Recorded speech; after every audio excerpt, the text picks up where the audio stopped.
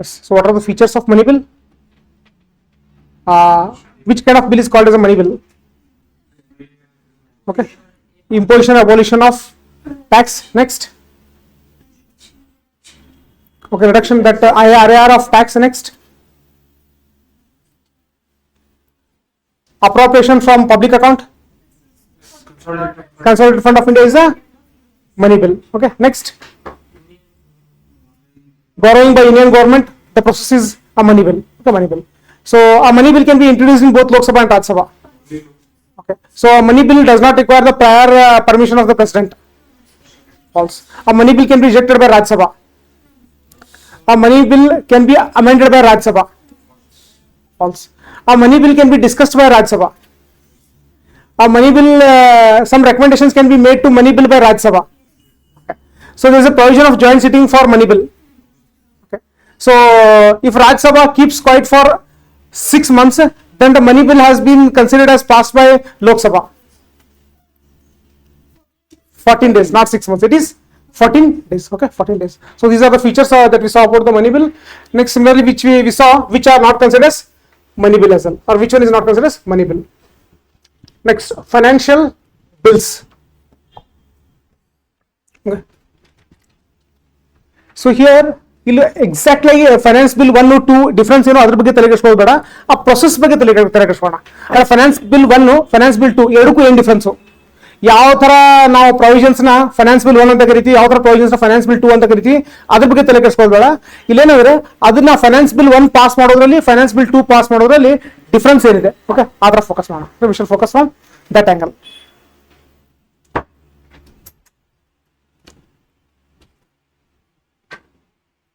Okay, bills that deal with fiscal matters. Okay, so fiscal ಅನ್ನುವಂಥ ಶಬ್ದ ನಾವು generally ಎಕನಾಮಿಯಲ್ಲಿ ನೋಡ್ತೀವಿ. ಫಿಸ್ಕಲ್ ಅಂದ್ರೆ anything which is associated with money. Okay, money or tax.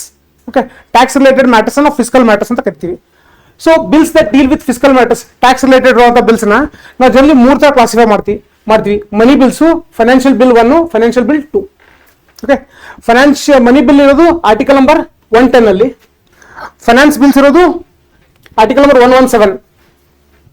ಆ 117 ಅಲ್ಲಿ ಸಬ್ class 1 ಆಮೇಲೆ ಸಬ್ ಕ್ಲಾಸ್ 3 ಈ ಎಕ್ಸಾಕ್ಟ್ ನಂಬರ್ಸ್ ಏನು ಬೇಕಾಗಿಲ್ಲ, ಜಸ್ಟ್ ನಮಗೆ ಗೊತ್ತಿರಲಿ finance bill 1 and 2 that delt by which article, article number 117 ಇಷ್ಟು ಗೊತ್ತಿರ ಸಾಕು. annual financial statement 112, consolidated fund of India 266, public account of India contingency fund of India 267, money bill 110. okay, 110. Money bills are a species of finance bills. Okay, species of finance bills ಅಂದ್ರೆ ಏನು, finance bills ದೊಡ್ಡದ, ಮನಿ bill ದೊಡ್ಡದ? Finance bills ಅನ್ನೋದು ದೊಡ್ಡ category, ಅದರೊಳಗಡೆ ಸಣ್ಣ category ಯಾವುದು, money bill. So ನಾವು ಆಲ್ರೆಡಿ ಏನ್ ಡಿಸ್ಕಸ್ ಮಾಡಿದ್ವಿ, ಮನಿ ಬಿಲ್ ಬಗ್ಗೆ ಡಿಸ್ಕಸ್ ಮಾಡಿದ್ವಿ. ಈ ಫೈನಾನ್ಸ್ ಬಿಲ್ ಒಳಗಡೆ ಇರುವಂತ ಒಂದು ಸಣ್ಣ ಕೆಟಗರಿ ಬಗ್ಗೆ ಡಿಸ್ಕಸ್ ಮಾಡಿದ್ವಿ. ಸೊ ಇದ್ರ ಡೆಪ್ತ್ ಅಲ್ಲಿ ಕೇಳಲ್ಲ, ನಾವು ಮ್ಯಾಕ್ಸಿಮಮ್ ಏನ್ ಗೊತ್ತಿರಲಿ, ಫೈನಾನ್ಸ್ ಬಿಲ್ಸ್ ದೊಡ್ಡದ ಅಥವಾ ಮನಿ ಬಿಲ್ ದೊಡ್ಡದ? ಫೈನಾನ್ಸ್ ಬಿಲ್ಸ್ ಒಂದು ದೊಡ್ಡ ಕೆಟಗರಿ, ಅದರೊಳಗಡೆ ಇರುವಂತ ಸಣ್ಣ ಕೆಟಗರಿ ನಾವು ಮನಿ ಬಿಲ್ ಅಂತ ಕರಿತೀವಿ. ಮನಿ ಬಿಲ್ ಅಂತ ಕರಿತೀವಿ. ಇಲ್ಲಿ ನೆಕ್ಸ್ಟ್ ಸ್ಟೇಟ್ಮೆಂಟ್ ಕ್ಲಾರಿಟಿ ಕೊಡ್ತೀನಿ ನೋಡಿ. All money bills are financial bills, but all financial bills are not money bills. Very important. Okay, ಎಲ್ಲಾ ಮನಿ ಬಿಲ್ಸ್ ನ ನಾವು ಫೈನಾನ್ಸ್ ಬಿಲ್ಸ್ ಅಂತ ಕರಿಬಹುದು, ಆ ಎಲ್ಲಾ ಫೈನಾನ್ಸ್ ಬಿಲ್ಸ್ ನ ನಾವು ಮನಿ ಬಿಲ್ಸ್ ಅಂತ ಕರೆಯಕ್ಕಾಗಲ್ಲ. So this statement number 4 is very important, ತುಂಬಾ important. Only those financial bills are money bills which contain exclusively those matters which are mentioned in article 10 of the constitution. okay, so ಎಂತ finance bill ನಾವು money bill ಅಂತ ಕರಿತೀವಿ ಅಂದ್ರೆ, for example ಇನ್ನೊಂದು finance bill ಹೆಸರು ಕೊಡೋಣ ಇದಕ್ಕೆ A ಅಂತ, ಮತ್ತೊಂದು finance bill B, finance bill C. ಇವು 3 ಬೇರೆ ಬೇರೆ ಫೈನಾನ್ಸ್ ಬಿಲ್ ಇದೆ. ಫೈನಾನ್ಸ್ ಬಿಲ್ ಎ ಅಲ್ಲಿ ಇಂಪೋಸಿಷನ್ ಆಫ್ ಟ್ಯಾಕ್ಸ್, ಓಕೆ, ಇದ್ರ ರಿಲೇಟೆಡ್ ಇದೆ. ಟ್ಯಾಕ್ಸ್ ಎಷ್ಟು ಹಾಕಬೇಕು ಅದ್ರ ರಿಲೇಟೆಡ್ ಇದೆ. ಫೈನಾನ್ಸ್ ಬಿಲ್ ಬಿ ಅಲ್ಲಿ ಅಲ್ಟ್ರೇಷನ್ ಆಫ್ ಟ್ಯಾಕ್ಸ್ ಇದೆ. ಓಕೆ, ಅದಲ್ಲದೆ ಫಾರ್ ಎಕ್ಸಾಂಪಲ್ ಮತ್ತೊಂದು ಏನಂದ್ರೆ ಆಫೀಸ್ ಟೈಮಿಂಗ್ಸ್ ಅಂತ ಅನ್ಕೊಳ್ಳಿ, ಜಸ್ಟ್ ನಿಮ್ ಡಿಸ್ಕಷನ್ ಈಸಿ ಮಾಡೋದಕ್ಕೋಸ್ಕರ. ಮೂರನೇದ್ರಲ್ಲಿ ಅಬಾಲಿಷನ್ ಆಫ್ ಟ್ಯಾಕ್ಸ್ ಇದೆ, ಅಬಾಲಿಷನ್ ಆಫ್ ಟ್ಯಾಕ್ಸ್, ಒಂದು ಟ್ಯಾಕ್ಸ್ ನ ತೆಗೆದು ಹಾಕೋದು. ಮತ್ತೊಂದು ಮ್ಯಾರೇಜ್ ಏಜ್, ಅದಕ್ಕೆ ಸಂಬಂಧ ಇಲ್ಲ, ಜಸ್ಟ್ ಡಿಸ್ಕಷನ್ಸ್ ಈಸಿ ಮಾಡೋದಕ್ಕೋಸ್ಕರ ಮ್ಯಾರೇಜ್ ಏಜ್ 21 ಫಾರ್ ಮೇಲ್ ಅಂತ. ಮೂರ್ ತರ finance bill, finance bill 1 A B C ಬೇರೆ ಬೇರೆ ಹೆಸರು ತಗೊಂಡಿದ್ದೀವಿ. ಇಲ್ಲಿ ಬರೀ ಒಂದೇ ಸ್ಟೇಟ್ಮೆಂಟ್ ಇದೆ, ಯಾವ ಸ್ಟೇಟ್ಮೆಂಟ್? ಇಂಪೋಸಿಷನ್. ಇಲ್ಲಿ ಅಲ್ಟ್ರೇಷನ್ ಆಫ್ ಟ್ಯಾಕ್ಸ್, ಮೂರನೇದು ಅಬಾಲಿಷನ್ ಆಫ್ ಟ್ಯಾಕ್ಸ್. ಈ ಎಲ್ಲ ಫಸ್ಟ್ ಸ್ಟೇಟ್ಮೆಂಟ್ ತಗೊಂಡಾಗ ಈ ಎಲ್ಲ ಶಬ್ದಗಳನ್ನ ನಾವು ಮನಿ ಬಿಲ್ ಡೆಫಿನೇಷನ್ ನೋಡಿದೀವಿ, ಇಂಪೋಸಿಷನ್ ನೋಡಿದೀವಿ, ಅಬಾಲಿಷನ್ ನೋಡಿದೀವಿ, ಅಲ್ಟ್ರೇಷನ್ ಬಗ್ಗೆನೂ ನೋಡಿದೀವಿ. ಓಕೆ, ಆದ್ರೆ ಫಸ್ಟ್ ಸ್ಟೇಟ್ಮೆಂಟ್ ನೋಡಿದಾಗ all of them are money bill ಅಂತ ಅನ್ಸುತ್ತೆ. ಆದ್ರೆ ಸೆಕೆಂಡ್ ಸ್ಟೇಟ್ಮೆಂಟ್ ತಗೊಂಡಾಗ, ಇಲ್ಲಿ ಸೆಕೆಂಡ್ ಸ್ಟೇಟ್ಮೆಂಟ್ ಯಾವುದೂ ಇಲ್ಲ, ಬರೀ ಒಂದೇ ಸ್ಟೇಟ್ಮೆಂಟ್ ಇದೆ. ಆದ್ರೆ ಸೆಕೆಂಡ್ ಸ್ಟೇಟ್ಮೆಂಟ್ ತಗೊಂಡಾಗ ಇದು ಟ್ಯಾಕ್ಸೇಷನ್ ರಿಲೇಟೆಡ್ ಬಿಟ್ಟು ಆಫೀಸ್ಗೆ ಎಷ್ಟು ಗಂಟೆಗೆ ಬರಬೇಕು ಆ ಟೈಮಿಂಗ್ ಬಗ್ಗೆ ಕೂಡ ಇಲ್ಲಿ ಮೆನ್ಷನ್ ಮಾಡಿದ್ದಾರೆ. ಅದೇ ತರ ಇಲ್ಲಿ ಅಬಾಲಿಷನ್ ಆಫ್ ಟ್ಯಾಕ್ಸ್ ಬಿಟ್ಟು ಮತ್ತೆ ಕೆಲವೊಂದಿಷ್ಟು ಬೇರೆ ವಿಷಯಗಳ ಬಗ್ಗೆ ಕೂಡ ಮೆನ್ಷನ್ ಮಾಡಿದ್ದಾರೆ. ಸೊ ಹೀಗಿದ್ದಾಗ ನಮ್ಗೆ ಏನ್ ಗೊತ್ತಾಯ್ತಾರೋ, all the 3 are finance bills, but among these 3 finance bills which is a money bill? Is a money bill. ಯಾಕೆ ಇಲ್ಲಿ ಮೆನ್ಷನ್ ಮಾಡ್ತೀವಿ ನೋಡಿ, only those financial bills are money bills which contain exclusively those matters which are mentioned in article 110 of the constitution. ಆಗ ನೋಡಿದಲ್ಲ, IARAR, next borrowing by union government, appropriation. Okay, ಅದನ್ನ ಒಳಗೊಂಡಂತಹ ಬರೀ ಅವುಗಳನ್ನಷ್ಟೇ ಒಳಗೊಂಡಂತಹ ಕಾನೂನ ನಾವು ಏನಂತ ಕರಿತೀವಿ? ಮನಿ ಬಿಲ್. ಅದ್ ಬಿಟ್ಟು ಎಕ್ಸ್ಟ್ರಾ ಏನಾದ್ರು ಇದ್ರೆ ಫೈನಾನ್ಸ್ ಬಿಲ್ಸ್ ಅಂತ ಕರಿತೀವಿ. Okay, finance bills. ಸೊ ಇಲ್ಲಿ ಸ್ವಲ್ಪ ಕನ್ಫ್ಯೂಷನ್ ಆಗುವಂತ ಚಾನ್ಸ್ ಇರುತ್ತೆ. So will not go to that required depth. Okay, just superficial level ಗೊತ್ತಿರಲಿ whether all finance bills are money bills. All finance bills are money bills? No. Whether all money bills are finance bills? Yes. ಇಷ್ಟು ಗೊತ್ತಿದ್ರೆ ಸಾಕು. ಇಷ್ಟು ಗೊತ್ತಿದ್ರೆ ಸಾಕು.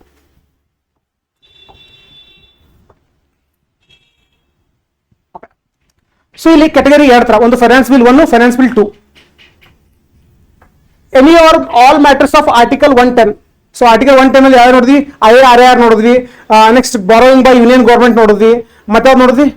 Appropriation ನೋಡಿದ್ವಿ. ಅದ್ರಲ್ಲಿ ಯಾವುದೇ ಒಂದು ವಿಷಯ ಇರಲಿ ಅಥವಾ ಎಲ್ಲ ವಿಷಯವನ್ನು ಒಳಗೊಂಡಂತ ಕಾನೂನು ಇರಲಿ. Okay, so for example IARAR of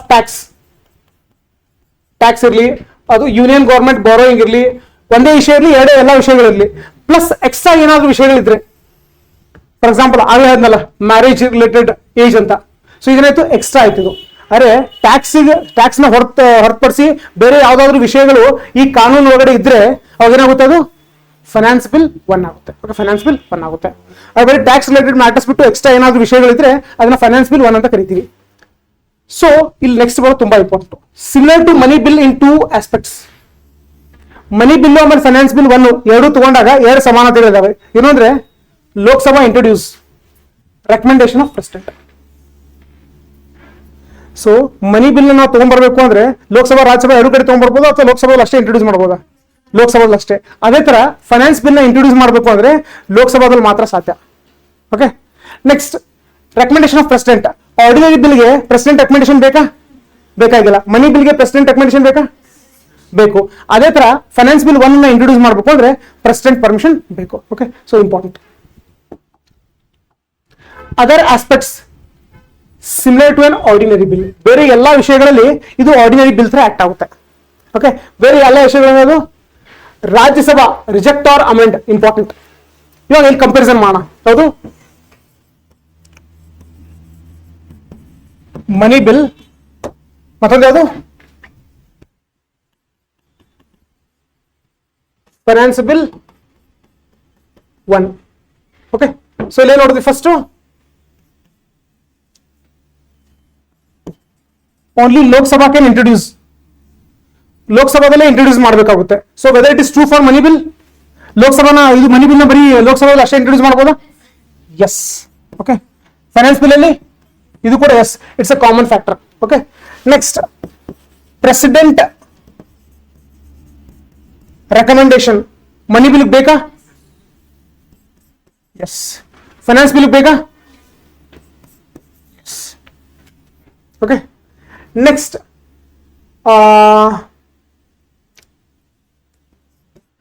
Rajya Sabha reject. Money bill ನ ರಾಜ್ಯಸಭಾ ರಿಜೆಕ್ಟ್ ಮಾಡಬಹುದಾ? No. Finance bill 1 Rajya Sabha reject ಮಾಡಬಹುದಾ? ಎಸ್. ಸೊ ಏನ್ ಮಾಡ್ತೇವೆ, ಲಾಸ್ಟ್ ಅಲ್ಲಿ ಈ ಟೇಬಲ್ ರೂಪದಲ್ಲಿ ಬರ್ಕೊಂಡ್ಬಿಡಿ. ಏನಾಗುತ್ತೆ, ನಿಮ್ಗೆ ಈಸಿಯಾಗಿ ರಿವಿಷನ್ ಮಾಡೋಕೆ ಹೆಲ್ಪ್ ಆಗುತ್ತೆ. ಓಕೆ, ಈಸಿಯಾಗಿ ರಿವಿಷನ್ ಮಾಡೋಕೆ ಹೆಲ್ಪ್ ಆಗುತ್ತೆ. ನೆಕ್ಸ್ಟ್ ಇದನ್ನೇ ತಗೊಂಡಾಗ ಆರ್ಡಿನರಿ ಬಿಲ್ ನ ಸುಮ್ಮನೆ ಕಂಪೇರ್ ಮಾಡಿ, just out of curiosity will compare ordinary bill. Ordinary bill ಸುಮ್ಮನೆ ಇದ್ರ ಜೊತೆ ಕಂಪೇರ್ ಮಾಡೋಣ. ಸೊ ಓನ್ಲಿ ಲೋಕಸಭಾ ಅಷ್ಟೇ ಇಂಟ್ರೊಡ್ಯೂಸ್ ಮಾಡಬೇಕು ಆರ್ಡಿನರಿ ಬಿಲ್ ನ? No, it can be introduce in Rajya Sabha as well. So ordinary ಬಿಲ್ಗೆ ಪ್ರೆಸಿಡೆಂಟ್ ರೆಕಮೆಂಡೇಶನ್ ಬೇಕಾ? ನೋ, ಬೇಕಾಗಿಲ್ಲ. ನೆಕ್ಸ್ಟ್, ಆರ್ಡಿನರಿ ಬಿಲ್ ನ ರಾಜ್ಯಸಭಾ ರಿಜೆಕ್ಟ್ ಮಾಡ್ಬೋದಾ? Yes. Okay, so finance bill ತರ ಇದನ್ನು ರಿಜೆಕ್ಟ್ ಮಾಡಬಹುದು. Next, Rajya Sabha amend. So money bill ನ ರಾಜ್ಯಸಭಾ ಅಮೆಂಡ್ ಮಾಡ್ಬೋದಾ? ನೋ. ಫೈನಾನ್ಸ್ ಬಿಲ್ ನ ರಾಜ್ಯಸಭಾ ಅಮೆಂಡ್ ಮಾಡ್ಬೋದಾ? ಎಸ್. ನೋಡಿ, all other matters it is same. So yes. Out of curiosity ordinary bill ನ ಅಮೆಂಡ್ ಮಾಡ್ಬೋದಾ? ಎಸ್. ನೆಕ್ಸ್ಟ್, ಇವಾಗ ಡಿಸ್ಅಗ್ರಿಮೆಂಟ್ ಲೋಕಸಭಾ ರಾಜ್ಯಸಭಾ ಅಥವಾ ಏನ್ ಮಾಡೋಣ, ಜಾಯಿಂಟ್ ಸಿಟ್ಟಿಂಗ್ ಅಂತ ಅನ್ಕೋಣ. Joint sitting. ಸೊ ಇಲ್ಲಿವರೆಗೂ ನಾವು ಡಿಸ್ಕಸ್ ಮಾಡಿದ್ದೇನು, ಜಾಯಿಂಟ್ ಸಿಟ್ಟಿಂಗ್ ಯಾವ ಬಿಲ್ ಕಂಟೆಕ್ಸ್ಟ್ ಅಲ್ಲಿ ಸಾಧ್ಯ? ಆರ್ಡಿನರಿ ಬಿಲ್ಗೋಸ್ಕರ ಜಾಯಿಂಟ್ ಸಿಟ್ಟಿಂಗ್ ಮಾಡ್ಬೋದಾ? Yes or no? Money bill? No. So joint sitting ಮಾಡಬೇಕು ಅಂದ್ರೆ ಅದಕ್ಕೆ ಮೇನ್ ರೀಸನ್ಸ್ ಏನು? ಒಂದು, ಲೋಕಸಭಾ ಪಾಸ್ ಮಾಡಿ ರಾಜ್ಯಸಭಾ ರಿಜೆಕ್ಟ್ ಮಾಡಿರ್ಬೇಕು, ಇಲ್ಲ ರಾಜ್ಯಸಭಾ ಪಾಸ್ ಮಾಡಿ ಲೋಕಸಭಾ ರಿಜೆಕ್ಟ್ ಮಾಡಿರ್ಬೇಕು. ಎರಡನೇದು, ಇಲ್ಲ ಲೋಕಸಭಾ ಪಾಸ್ ಆದ್ಮೇಲೆ ಪಾಸ್ ಮಾಡಿದ್ಮೇಲೆ ರಾಜ್ಯಸಭಾ ಸುಮ್ಮನೆ ಕೂತಿರ್ಬೇಕು 6 ತಿಂಗಳು, ಇಲ್ಲಾಂದ್ರೆ ರಾಜ್ಯಸಭಾ ಪಾಸ್ ಮಾಡಾದ್ಮೇಲೆ ಲೋಕಸಭಾ ಸುಮ್ಮನೆ 6 ತಿಂಗಳು ಕೂತಿರ್ಬೇಕು. ಅವಾಗ ಜಾಯಿಂಟ್ ಸಿಟ್ಟಿಂಗ್ ನ ಕಂಪಲ್ಸರಿ ಪ್ರೆಸಿಡೆಂಟ್ ಕರಿಬೇಕಾಗುತ್ತಾ ಅಥವಾ ಕರಿಬಹುದಾ? ಕರಿಬಹುದು. Okay, so joint sitting is possible in ordinary bill? Yes. Whether it is possible in money bill? No. Whether it is possible in finance bill 1? Yes. Okay, ಅದಕ್ಕೆ ಹೇಳಿ ನೋಡಿ, in all other matters it is similar to money bill. Sorry, in all other matters it is similar to ordinary bill. Okay, next, president ಇದು already ನೋಡಿದೀವಿ ನಾವು. Money bill ಅಲ್ಲಿ ಏನ್ ಮಾಡ್ಬೋದು? ರಾಟಿಫೈ ಮಾಡ್ಬೋದಾ? ರಿಜೆಕ್ಟ್ ಮಾಡ್ಬೋದಾ? ಮಾಡ್ಬೋದು. ರಿಟರ್ನ್ ಮಾಡಕ್ಕಾಗಲ್ಲ. ಓಕೆ, ಆರ್ಡಿನರಿ ಬಿಲ್ ಅಲ್ಲಿ ಏನ್ ಮಾಡ್ಬೋದು? RRR, ratify, reject, return. So finance bill 1 ಅಂತ ತಗೊಂಡಾಗ it's similar to ordinary bill. It can be ratified, rejected and return. Okay, ಒಂದು ಕ್ಲಾರಿಟಿ ಬಿಲ್ಡ್ ಆಯ್ತಾ? ಈ ಟೇಬಲ್ ತುಂಬಾ ಜನ ಕನ್ಫ್ಯೂಷನ್ ಆಗ್ತಾ ಇರುತ್ತೆ ನಾರ್ಮಲ್ ಓದುವಾಗ. ಈ ಟೇಬಲ್ ಮುಖಾಂತರ ಓದಿದ್ರಿ ಅನ್ಕೊಳ್ಳಿ, so it will help you to retain the content very confidently. Okay, confident ಆಗಿ ಎನಿ ಪಾಯಿಂಟ್ ಆಫ್ ಟೈಮ್ ಯಾರೇ ಕೇಳಿದ್ರು will be able to recall the content. ಈಗ ನಾನು ಹೇಳಿದೆ ಅನ್ಕೊಳ್ಳಿ, whether finance bill can be rejected by Rajya Sabha, whether ordinary bill can be rejected by Rajya Sabha. Can a joint sitting be called for money bill? Can a joint sitting be called for finance bill 1? No. So clarity build ಆಯ್ತಾ? So this will help us to move further. Okay, move further. So ಯಾವ್ದು ನೋಡಿದ್ವಿ? Ordinary bill ನೋಡಿದ್ವಿ, ಮನಿ bill ನೋಡಿದ್ವಿ, constitution amendment bill ಬಗ್ಗೆ ಸ್ವಲ್ಪ ನೋಡಿದ್ವಿ, ಮತ್ತೆ ಮುಂದೆ ಡೀಟೇಲ್ಡ್ ಆಗಿ ನೋಡೋಣ. ಆಮೇಲೆ ಫೈನಾನ್ಸ್ ಬಿಲ್ 1 ಬಗ್ಗೆ ನೋಡಿದ್ವಿ. ಓಕೆ, 1 ಬಗ್ಗೆ ನೋಡಿದ್ವಿ. Next we'll move to finance bill 2. Next we'll move to finance bill 2.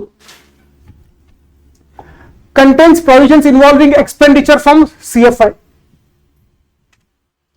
Does not include any of the matters of article 110. ತುಂಬಾ ಇಂಪಾರ್ಟೆಂಟ್. ನಾವು ಫೈನಾನ್ಸ್ ಬಿಲ್ 1 ಅಲ್ಲಿ ಏನು ನೋಡಿದ್ವಿ ಅಂದ್ರೆ ಆರ್ಟಿಕಲ್ ನಂಬರ್ 110 ಅಲ್ಲಿರುವಂತಹ ಕೆಲವೊಂದಿಷ್ಟು ವಿಷಯಗಳು ಇದರಲ್ಲಿ ಪ್ರೆಸೆಂಟ್ ಇರುತ್ತೆ ಫೈನಾನ್ಸ್ ಬಿಲ್ 1 ಅಲ್ಲಿ. ಆದ್ರೆ ಫೈನಾನ್ಸ್ ಬಿಲ್ 2 ಅಲ್ಲಿ ಆರ್ಟಿಕಲ್ ನಂಬರ್ 110 ಅಲ್ಲಿರುವಂತಹ ಯಾವುದೇ ವಿಷಯನೂ ಇರಲ್ಲ, ಒಂದು ವಿಷಯನೂ ಅಲ್ಲಿರಲ್ಲ. Okay, none of the matters of article number 110 are present here. ಹಾಗಾದ್ರೆ ಇದ್ರಲ್ಲಿ ಏನಿರುತ್ತೆ, ನಾವು ಯಾವ ತರ ಖರ್ಚು ಮಾಡಬೇಕು, consolidated fund of India, CFI ಅಂದ್ರೆ ಕನ್ಸರ್ವೇಟೆಡ್ ಫಂಡ್ ಆಫ್ ಇಂಡಿಯಾ ಅಂದ್ರೆ ಯಾವ ತರ ಹಣನ ಖರ್ಚು ಮಾಡಬೇಕು, ಅದ್ರ ರಿಲೇಟೆಡ್ ಏನ್ ಪ್ರಾವಿಷನ್ಸ್ ಇರುತ್ತೋ ಅದನ್ನ ನಾವು ಫೈನಾನ್ಸ್ ಬಿಲ್ 2 ಅಂತ ಕರಿತೀವಿ. So major difference between finance bill 1 and 2, what is the difference? Finance bill 1 ಅಲ್ಲಿ ಆರ್ಟಿಕಲ್ ನಂಬರ್ 10 ಬಗ್ಗೆ ಅಟ್ಲೀಸ್ಟ್ ಒಂದಾದ್ರೂ ಐಟಮ್ ಇರುತ್ತೆ. ಆದ್ರೆ ಫೈನಾನ್ಸ್ ಬಿಲ್ 2 ಅಲ್ಲಿ ಆರ್ಟಿಕಲ್ ನಂಬರ್ 10 ಒಂದು ಐಟಮ್ ಇರಲ್ಲ. ಓಕೆ, ಅದು ಇಂಪೋಸಿಷನ್ ಅಬೋಲಿಷನ್ ಇರ್ಬೋದು ಅಥವಾ ಯೂನಿಯನ್ ಗವರ್ಮೆಂಟ್ ಲೋನ್ ಇರ್ಬೋದು, ಯಾವುದೇ ವಿಷಯನೂ ಇಲ್ಲಿರಲ್ಲ. Okay, this is finance bill 2. Okay, finance bill 2. Next, treated as ordinary bill ಅಂದ್ರೆ ಏನು? ಲೋಕಸಭಾ ರಾಜ್ಯಸಭಾ ಇಬ್ರು ಇಂಟ್ರೊಡ್ಯೂಸ್ ಮಾಡ್ಬೋದು.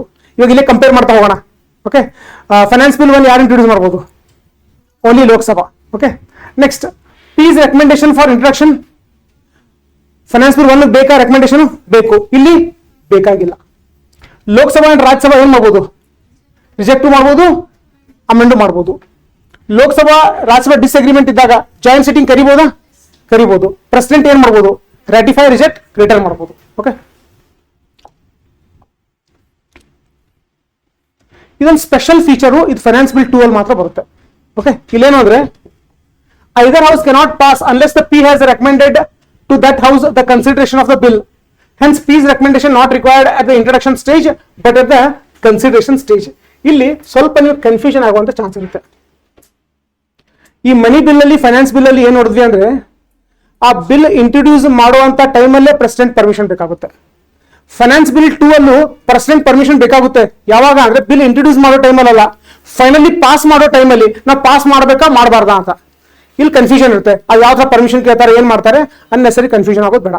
ಬರೀ ಒಂದು ಶಬ್ದನ ಇಲ್ಲಿ ಸಾಧ್ಯ ಆದ್ರೆ ಮೆಮರೈಸ್ ಮಾಡಿಬಿಡಿ. Okay, so in finance bill 2 president's recommendation is required at the introduction stage or consideration stage. ಇಷ್ಟು ನೆನ್ಪಿಟ್ಕೊಂಡ್ರೆ ಸಾಕು. ಯಾಕೆ ಅನ್ನೆಸರಿ ನೀವು ಅಲ್ಲಿ ಡಪ್ತಲ್ಲಿ ಹೋದ್ರೆ will get what stuck here itself, will not be able to move forward. ಎಷ್ಟೋ ಜನ ಏನ್ ಮಾಡ್ತಾರೆ ಅಂದ್ರೆ ಈ ಟಾಪಿಕ್ಸ್ ತಿಳಿಯಲ್ಲ ಅಂತ ಕಂಪ್ಲೀಟ್ ಆಗಿ ಟಾಪಿಕ್ಸ್ ಬಿಟ್ಬಿಟ್ಟು ಹೋಗ್ತಾರೆ ಎಕ್ಸಾಮ್ ಹೋಗುವಾಗ. ನೀವು ಆ ತರ ಮಾಡೋದು ಬೇಡ, ಎಲ್ಲ ಟಾಪಿಕ್ ಅರ್ಥ ಮಾಡ್ಕೊಳ್ಳೋಣ. ಎಲ್ಲ ನಾವು ಬೇಡ ಅಂತ ಅನ್ಸುತ್ತೆ unnecessary will not spend our will not waste our time. Okay, will move to the next topic. Okay, next topic ಇಷ್ಟೆಲ್ಲ ಡಿಸ್ಕಸ್ ಮಾಡಿದ್ಮೇಲೆ ಮತ್ತೊಂದ್ಸತಿ ಕ್ವಿಕ್ ಕಂಪ್ಯಾರಿಸನ್ ಮಾಡ್ಬೋದಾ?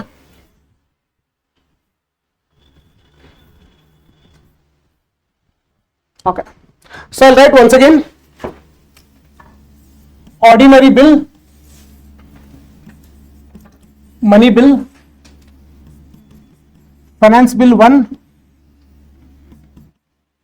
finance bill 2. Okay, either house introduction. Okay, Lok Sabha or Rajya Sabha.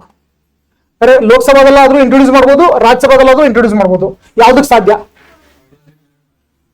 Ordinary bill ಸಾಧ್ಯನಾ? Yes. Money ಬಿಲ್ಗೆ ಇಲ್ಲ.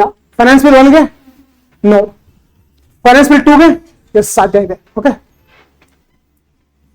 Only Lok Sabha introduce ಯಾವುದು?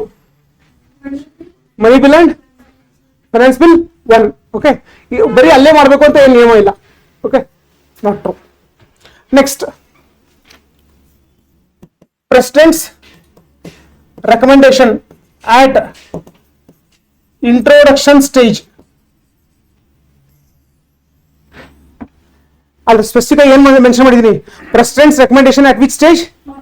Introduction stage. Okay, so ordinary bill ಬೇಕಾ? ಬೇಕಾಗಿಲ್ಲ. ಮನಿ ಬಿಲ್ ಬೇಕಾ? ಎಸ್ ಬೇಕು. ಫೈನಾನ್ಸ್ ಬಿಲ್ 1 ಬೇಕಾ? ಬೇಕು. ಫೈನಾನ್ಸ್ ಬಿಲ್ 2 ಬೇಕಾ? ಇಲ್ಲ. ಓಕೆ, ನೆಕ್ಸ್ಟ್ ಸೇಮ್ ಇದನ್ನೇ ಪ್ರೆಸಿಡೆಂಟ್ಸ್ ರೆಕಮೆಂಡೇಶನ್ ಆಟ್ ಕನ್ಸಿಡರೇಷನ್ ಸ್ಟೇಜ್. ಇಲ್ಲಿ ಯಾವ್ದಕ್ಕೆ ಟ್ರೂ ಆಗುತ್ತೆ? ಇದಕ್ಕೆ ಬೇಕಾಗಲ್ಲ, ಇದಕ್ಕೆ ಬೇಕಲ್ಲ, ಇದಕ್ಕೆ ಬೇಕಾಗಲ್ಲ, ಇದಕ್ಕೆ ಬೇಕಾಗುತ್ತೆ. ಓಕೆ, ಇದಕ್ಕೆ ಬೇಕಾಗುತ್ತೆ. ನೆಕ್ಸ್ಟ್ ಜಾಯಿಂಟ್ ಸಿಟ್ಟಿಂಗ್ ಯಾವ್ದಕ್ಕೆ ಬೇಕಾಗುತ್ತೆ? Ordinary bill. ನೆಕ್ಸ್ಟ್ ಮನಿ ಬಿಲ್ಗೆ ಬೇಕಾಗಿಲ್ಲ. ಫೈನಾನ್ಸ್ ಬಿಲ್ 1ಗೆ ಜಾಯಿಂಟ್ ಸಿಟ್ಟಿಂಗ್ ಇದೆಯಾ ಇಲ್ವಾ? Yes, they can call. Finance bill 2ಗೆ ಇದೆ. ಓಕೆ, ನೆಕ್ಸ್ಟ್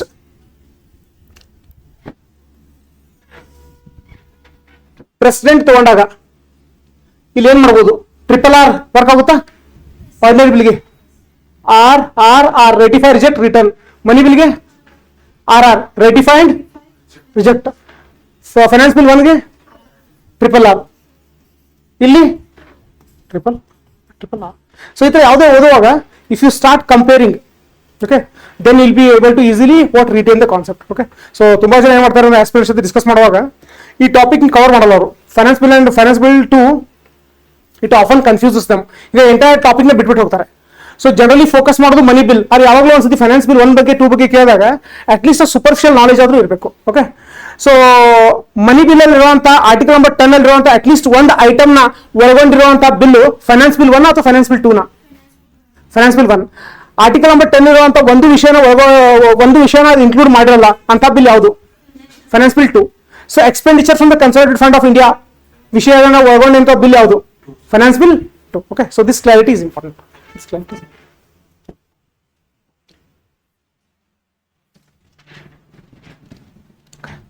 ಸೊ ಆಲ್ರೆಡಿ ನಾವು ಡಿಸ್ಕಸ್ ಮಾಡಿದ್ವಿ ಜಾಯಿಂಟ್ ಸಿಟಿಂಗ್ ಬಗ್ಗೆ, ಮತ್ತೊಂದ್ಸತಿ ರಿವಿಸಿಟ್ ಮಾಡೋದಷ್ಟೇ. ಓಕೆ, ಸೊ ಜಾಯಿಂಟ್ ಸಿಟಿಂಗ್ ಎಲ್ಲೆಲ್ಲಿ ಸಾಧ್ಯ ಇದೆ? ನಾವು ಇಷ್ಟೊತ್ತರೆಗೂ ಡಿಸ್ಕಸ್ ಮಾಡಿರುವಂತ ಬಿಲ್ ಅಲ್ಲಿ ordinary bill, finance bill 1, finance bill 2. Okay, so ಯಾವಾಗ ಸಾಧ್ಯ? Second house rejects.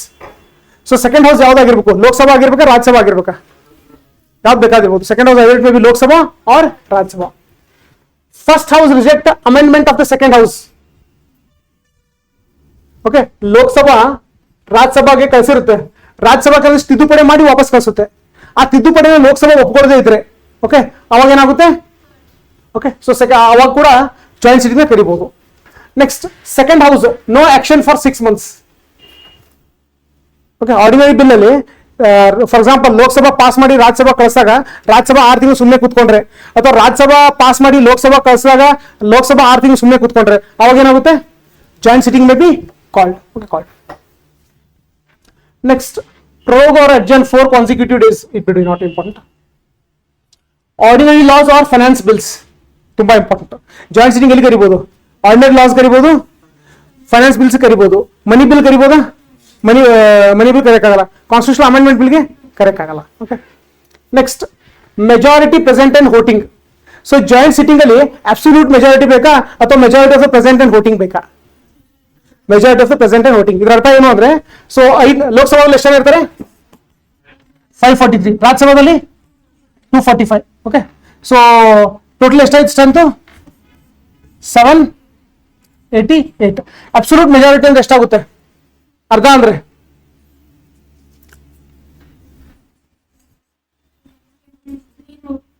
394. ಓಕೆ, 394 ಇದು ಅಬ್ಸಲ್ಯೂಟ್ ಆಯ್ತು.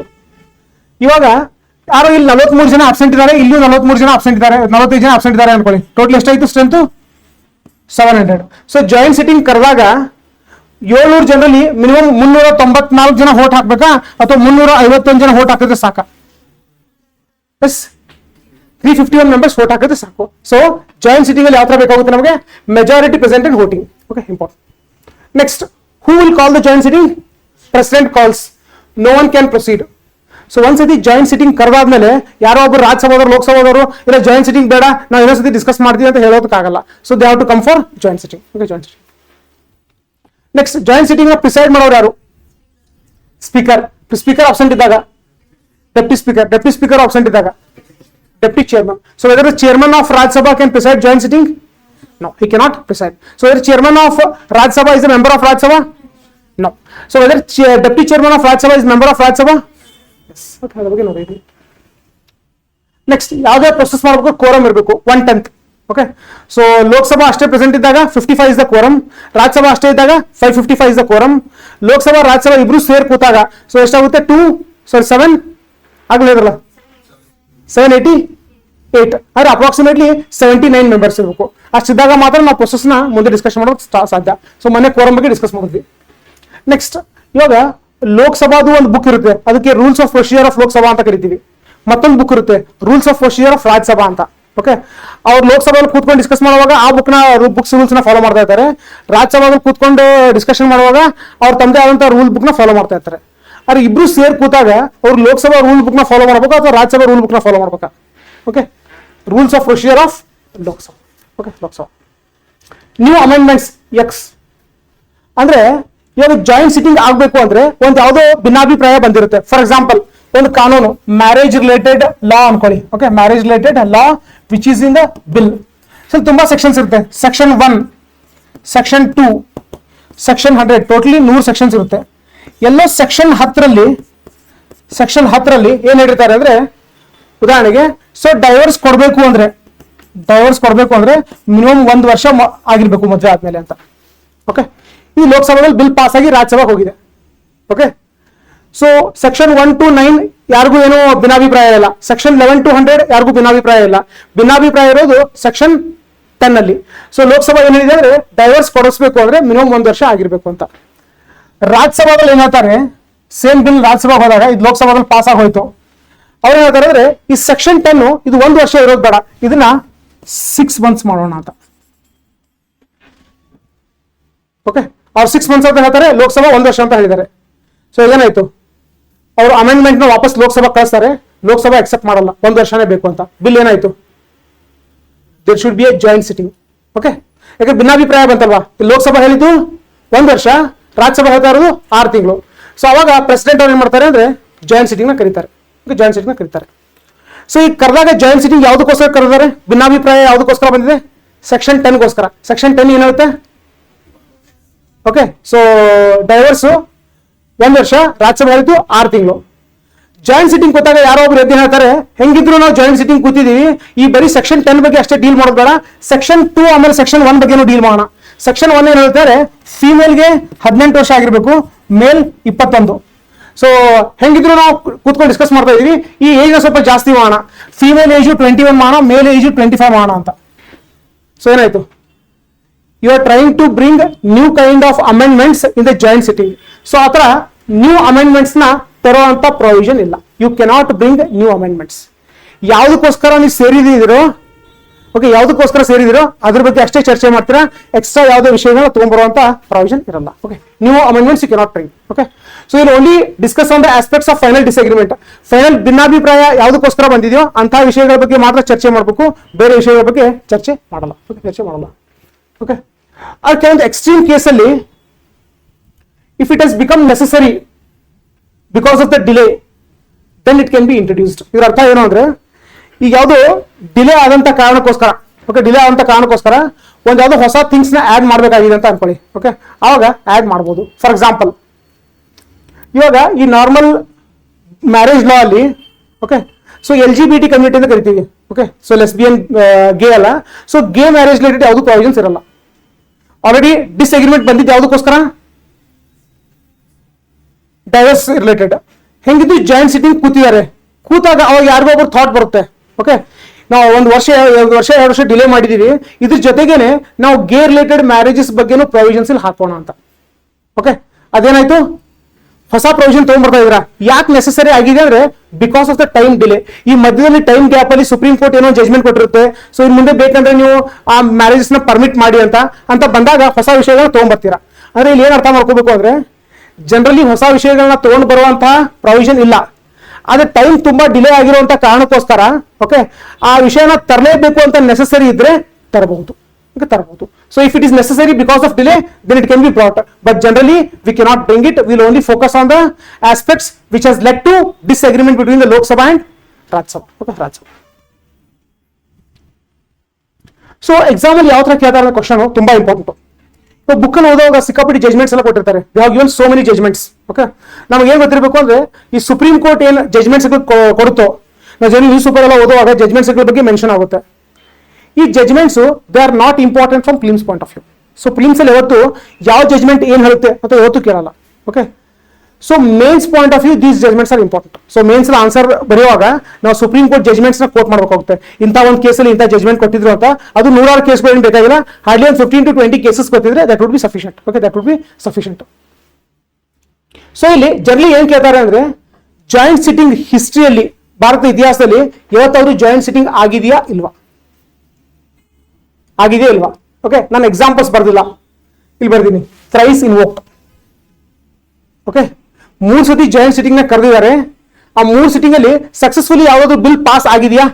S, successfully pass examples do exist. ಇಲ್ಲಿ ನಿಮ್ ಕ್ಯೂರಿಯಾಸಿಟಿ ಇರ್ಲಿ, ಏನ್ ಸರ್ಚ್ ಮಾಡ್ತೀರಾ ಅಂದ್ರೆ, when was the first time a joint sitting called and which was the bill that successfully got passed? In homework ಬರ್ಕೋತೀರಾ, you can just write it down. Okay, for which bill in the history of independent India a joint sitting was called, and for which bill the joint sitting led to the successful passing of it? ಯಾವ joint sitting ಅಲ್ಲಿ ಆ bill pass ಆಯ್ತು? Okay, ಅದ್ರ ಬಗ್ಗೆ ನೋಡ್ಕೊತೀರಾ. Okay, so ಎಷ್ಟಿದೆ total? ಆ ಥರ ಒಂದೇ ಬಿಲ್ ಪಾಸ್ ಆಗಿದೆ, 2 ಆಗಿದೆಯಾ, 3 ಆಗಿದೆಯಾ, ಒಂದು ಲಿಸ್ಟ್ ಏನಿದೆಯೋ ಆ ಲಿಸ್ಟ್ ಮಾಡ್ತೀರಾ. Important. So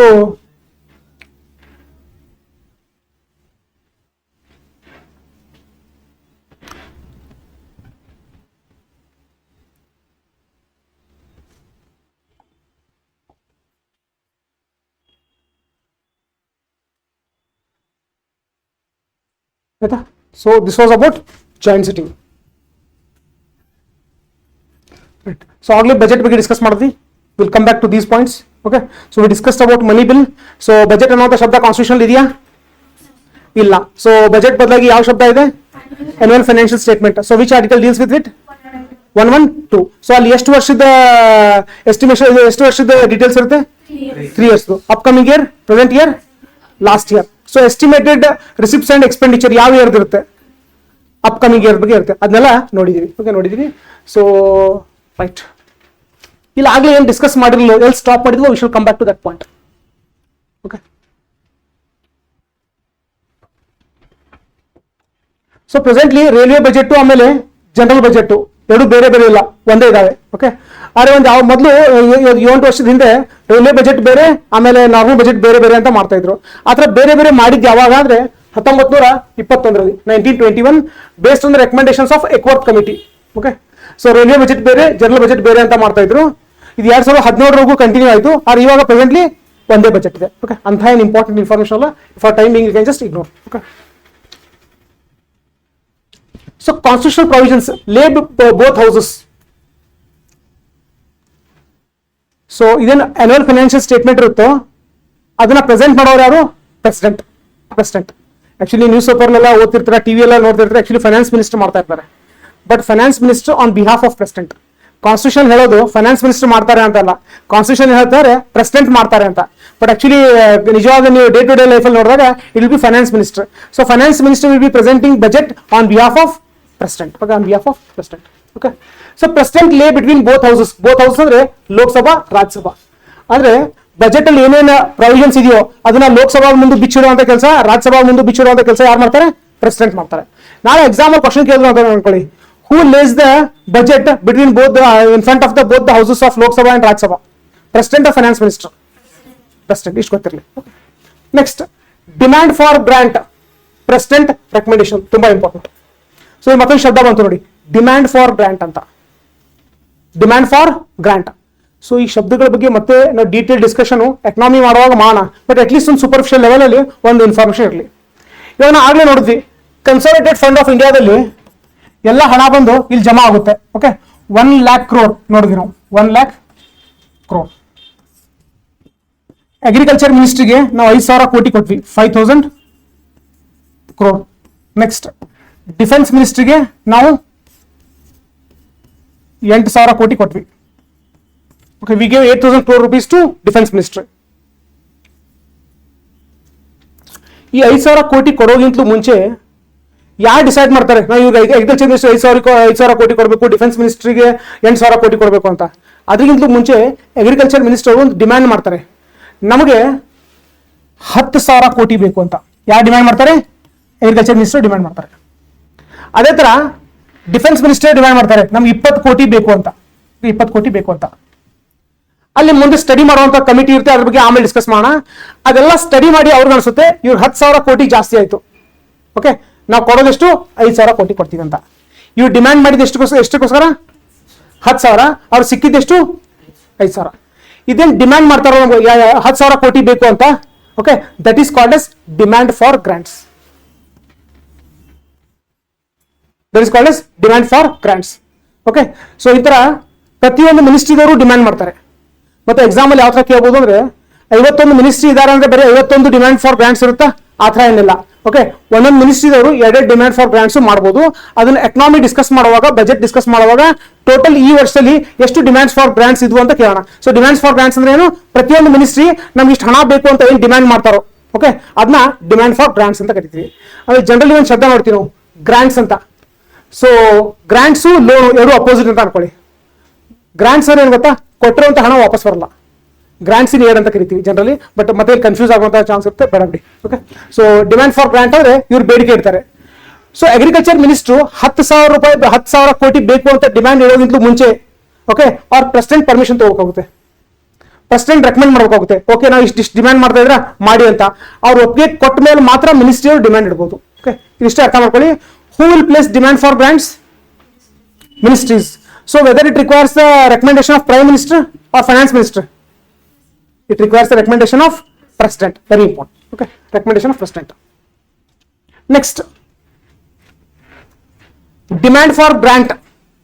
Okay, demand for grant ಬೇರೆ, ಆಮೇಲೆ CFI withdrawal ಬೇರೆ, ಎರಡು ಬೇರೆ ಬೇರೆ. ಇಲ್ಲಿ ಸ್ವಲ್ಪ ಕನ್ಫ್ಯೂಷನ್ ಆಗುವಂತ ಚಾನ್ಸ್ ಇರುತ್ತೆ.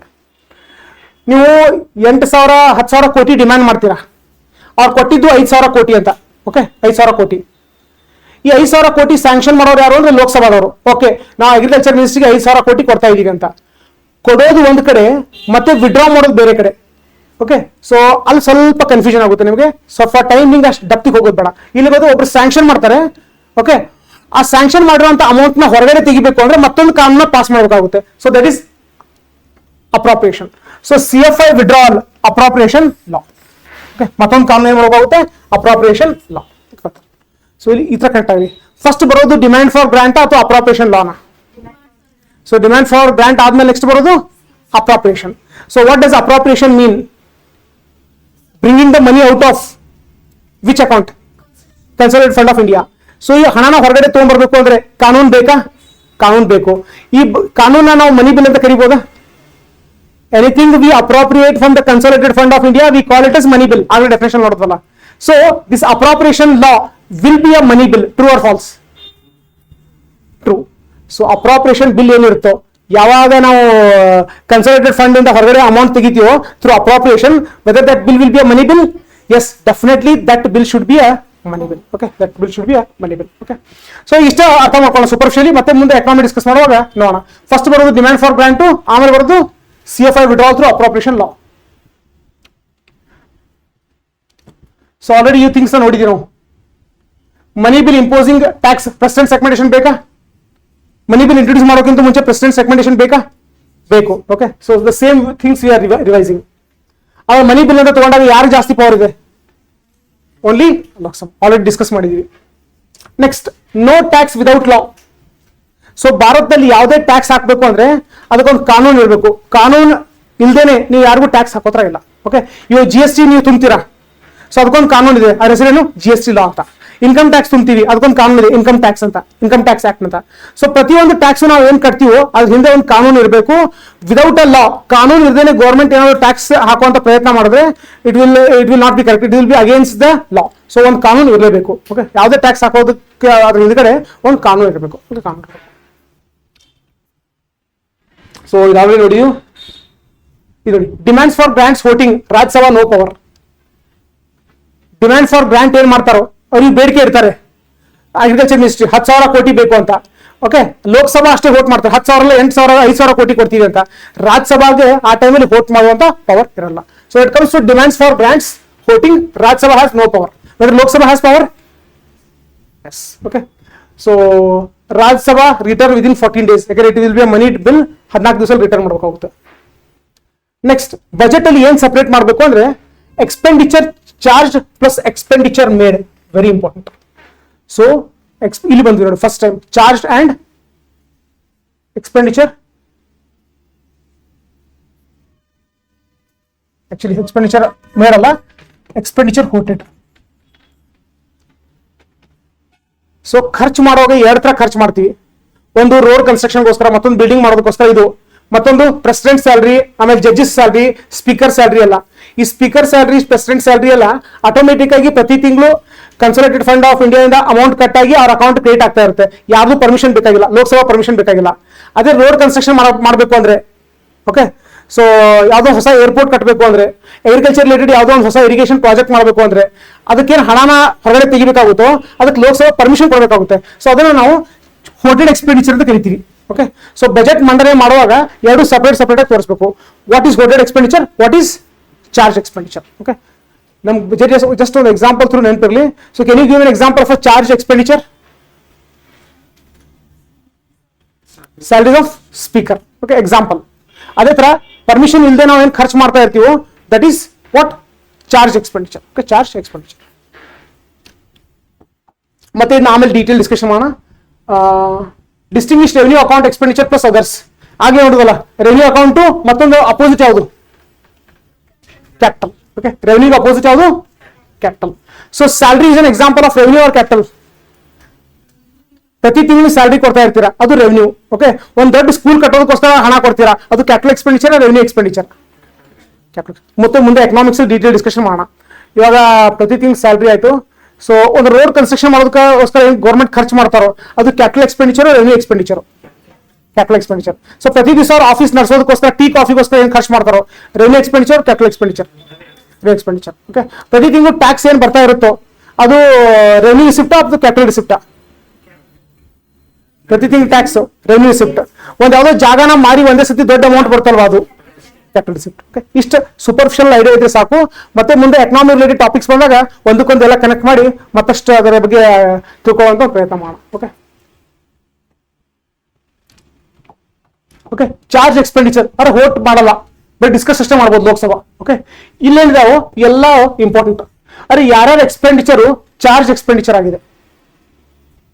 President, chairman of Rajya Sabha, deputy chairman of Rajya Sabha, speaker, deputy speaker, supreme court judges, all judges, high court judges pension. Okay CAG, comptroller and auditor general, UPSC, union public service commission. Okay administrative expenses of supreme court, CAG, UPSC. Okay ಇವೆಲ್ಲ ಏನಂದ್ರೆ it's a charge expenditure. ಅರೆ Lok Sabha permission ಬೇಕಾಗಿಲ್ಲ. Okay ಬೇಕಾಗಿಲ್ಲ. ಇಲ್ಲಿ ಕೆಲವೊಂದಿಷ್ಟು important ಸಂಗತಿಗಳ ಬಗ್ಗೆ ನೋಡೋಣ. ಆಲ್ರೆಡಿ ಪ್ರೆಸಿಡೆಂಟ್ ಇವೆಲ್ಲ ಗೊತ್ತು, ಸುಪ್ರೀಂ ಕೋರ್ಟ್ ಜಡ್ಜಸ್ ಗೊತ್ತು, ಹೈಕೋರ್ಟ್ ಅಂತ ಇದೆ ನೋಡಿ ಇಲ್ಲಿ ಪೆನ್ಷನ್ ಅಂತ, ವೆರಿ ಇಂಪಾರ್ಟೆಂಟ್. ನಾವು ಮುಂದೆ ಸುಪ್ರೀಂ ಕೋರ್ಟ್ ಆಮೇಲೆ ಹೈಕೋರ್ಟ್ ಬಗ್ಗೆ ಡಿಸ್ಕಸ್ ಮಾಡ್ತೀವಿ. ಹಾಗಾದ್ರೆ ಪೆನ್ಷನ್ ಚಾರ್ಜ್ ಎಕ್ಸ್ಪೆಂಡಿಚರ್ ಆಯ್ತು. ಹಾಗಾದ್ರೆ ನಾರ್ಮಲ್ ಸ್ಯಾಲ್ರಿ ಹೈಕೋರ್ಟ್ ಜಡ್ಜಸ್ ಯಾರು ಕೊಡ್ತಾರೆ? Okay very important point note. High court judges salary ಏನಿದೆ ಗೊತ್ತಾ, ಸ್ಟೇಟ್ ಗೌರ್ಮೆಂಟ್ ಕೊಡುತ್ತೆ, ಸೆಂಟ್ರಲ್ ಗೌರ್ಮೆಂಟ್ ಕೊಡಲ್ಲ. ಅವ್ರ ರಿಟೈರ್ಮೆಂಟ್ ಆದ್ಮೇಲೆ ಅವ್ರ ಪೆನ್ಷನ್ ಏನಿದೆಯೋ ಅದನ್ನ ಸೆಂಟ್ರಲ್ ಗೌರ್ಮೆಂಟ್ ಕೊಡುತ್ತೆ. ಆ ಏನು ಪೆನ್ಷನ್ ಕೊಡ್ತಾರೋ that will be charge expenditure. Okay charge ಅದೊಂದು important. Next administrative expense of supreme court. So supreme court ಅಲ್ಲಿ ಡೇ ಟು ಡೇ ಆಗುವಂತ ಖರ್ಚು, ಓಕೆ ಆ ಟೀ ಇರ್ಬೋದು, ಕಾಫಿ ಇರ್ಬೋದು, ಪೇಪರ್ ಇರ್ಬೋದು, ಏನೇ ಇರ್ಬೋದು. ಸೊ ಅಂಥದ್ದು it will be charge expenditure. ಅದಕ್ಕೆ ಯಾರು ವೋಟ್ ಮಾಡುವಂತ ನೆಸೆಸಿಟಿ ಇಲ್ಲ. ಮತ್ತೊಂದು ಇಂಪಾರ್ಟೆಂಟ್ ಯಾವ್ದು ಡೆಟ್ ಚಾರ್ಜಸ್. ಗೌರ್ಮೆಂಟ್ ಏನು ಸಾಲ ತಗೊಂಡಿರುತ್ತೋ ಆ ಸಾಲನ ವಾಪಸ್ ತೀರಿಸ್ಬೇಕಲ್ವಾ, ಅವ್ರ ಬಡ್ಡಿ ಕಟ್ಟಬೇಕು, ಅಸಲು ಕಟ್ಟಬೇಕು. ಸೊ ಯಾವ್ದು ಕಾಂಗ್ರೆಸ್ ಗೌರ್ಮೆಂಟ್ ಸಾಲ ತಗೋದು ಅಂತ ಅನ್ಕೊಳ್ಳಿ, ನೆಕ್ಸ್ಟ್ ಬಿಜೆಪಿ ಗೌರ್ಮೆಂಟ್ ಅವ್ರು ಬಂದಾಗ ಆ ಸಾಲ ತಗೊಂಡ್ರವರು Congress government, next time Congress government ಬಂದಾಗ ಅವ್ರು ಕೇಳಿ ನಮ್ಗೆ ಕೇಳಕ್ ಹೋಗಬೇಡಿ ಅಂತ ಈ ತರ ಏನಾದ್ರು ಮಾಡಿದ್ರೆ ನೆಕ್ಸ್ಟ್ ಯಾರು ಸಾಲ ಕೊಡಕ್ ಮುಂದೆ ಬರಲ್ಲ.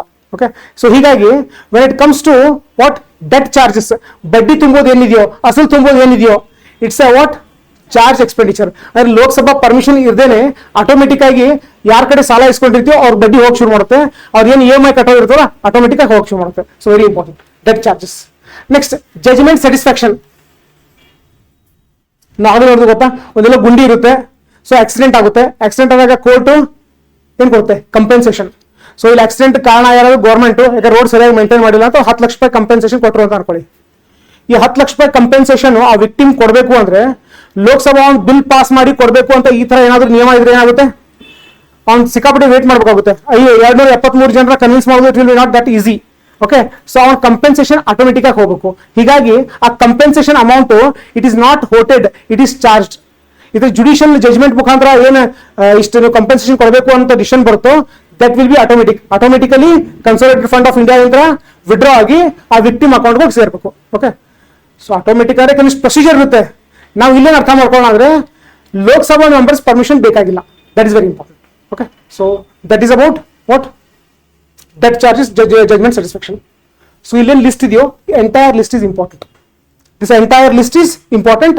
ಎಸ್ಪೆಷಲಿ ಯಾವುದು ಅಂದ್ರೆ administrative expense of supreme court, CAG, UPSC, debt charges, ಆಮೇಲೆ ಜಜ್ಮೆಂಟ್ ಸ್ಯಾಟಿಸ್ಫ್ಯಾಕ್ಷನ್, ಆಮೇಲೆ ಹೈಕೋರ್ಟ್ ಜಡ್ಜಸ್ ಪೆನ್ಷನ್. ಸೊ ಈ 4 ಮೇಲೆ ಅಟ್ಲೀಸ್ಟ್ ಫೋಕಸ್ ಮಾಡಿ. Very important. Okay very important. So ಎಲ್ಲ ನೆನಪಿಟ್ಕೊಂಡ್ರೆ ಒಳ್ಳೆಯದು. It's good if you retain all this information. Okay all this information.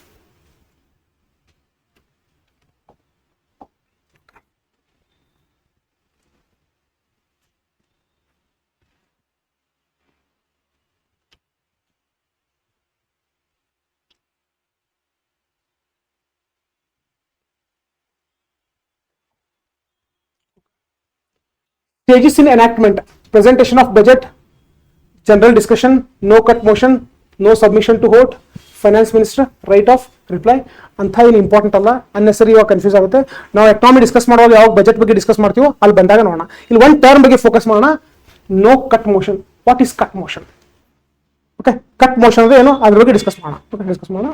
Next scrutiny by departmental committees. So ಆಮೇಲೆ ನಾವು departmental committees ಬಗ್ಗೆ ನೋಡ್ತೀವಿ. ಡಿಪಾರ್ಟ್ಮೆಂಟಲ್ ಕಮಿಟೀಸ್ ಅವಾಗ ಡಿಸ್ಕಸ್ ಮಾಡುವಾಗ ನೋಡೋಣ. For time being you just ignore it.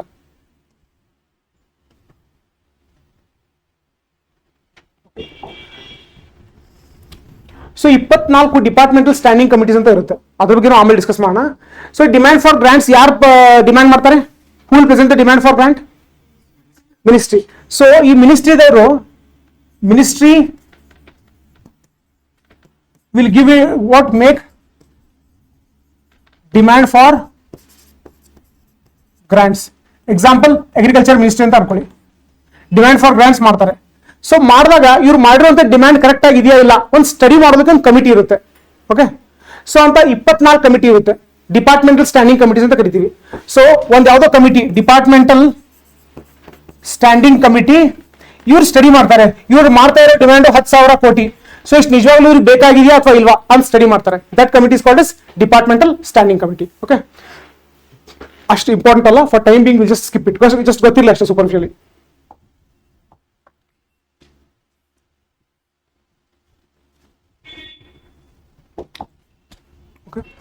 ಹೋಟಿಂಗ್ on demand for grants already discuss ಮಾಡಿದ್ದೆ, ಮತ್ತೊಮ್ಮೆ revisit ಮಾಡೋಣ. So demand, DEMAND demand, grant, ನಾವು ಗ್ರಾಂಟ್ ಮಾಡಿದ್ವಿ ಅನ್ಕೊಳ್ಳಿ. So whether it is voted, okay. So ministry demand ನ ಪ್ರೆಸೆಂಟ್ ಮಾಡ್ತಾರೆ, ಅದನ್ನ ಹೋಟ್ ಮಾಡಿದ್ರಿ ಅಂತ ಅನ್ಕೊಳ್ಳಿ. ಸೊ ಅವ್ರ ಗ್ರಾಂಟ್ ಆಗುತ್ತೆ, ಆ ಮಿನಿಸ್ಟ್ರಿಗೆ ಎಷ್ಟು ಹಣ ಅಂತ ಸ್ಯಾಂಕ್ಷನ್ ಆಗುತ್ತೆ. Okay. Lok Sabha exclusive privilege. So demand for grants ಗೆ ವೋಟ್ ಮಾಡುವಂತ ಪವರ್ ಯಾರ ಹತ್ರ ಇದೆ? ಲೋಕಸಭಾ ರಾಜ್ಯಸಭಾ ಇಬ್ರು ಕಡೆ ಇದೆ ಅಥವಾ ಬರೀ ಲೋಕಸಭಾ ಕಡೆ ಇದೆಯಾ? Only Lok Sabha. Okay. Votable part, no charged. So ಈ ಡಿಮ್ಯಾಂಡ್ ಫಾರ್ ಗ್ರಾಂಟ್ಸ್ ಏನ್ ಮಾಡ್ತಾರೋ ಮಿನಿಸ್ಟ್ರಿ ಅವರು, ಅಲ್ಲಿ 2 ತರ ಇರುತ್ತೆ. ಒಂದು ಚಾರ್ಜ್ಡ್, ಮತ್ತೊಂದು ಹೋಟೆಡ್ ಅಂತ. ಇವಾಗ ಫಾರ್ ಎಕ್ಸಾಂಪಲ್ ಯಾವ ಮಿನಿಸ್ಟ್ರಿ ಅಂತ ತಗೊಂಡ್ರೆ,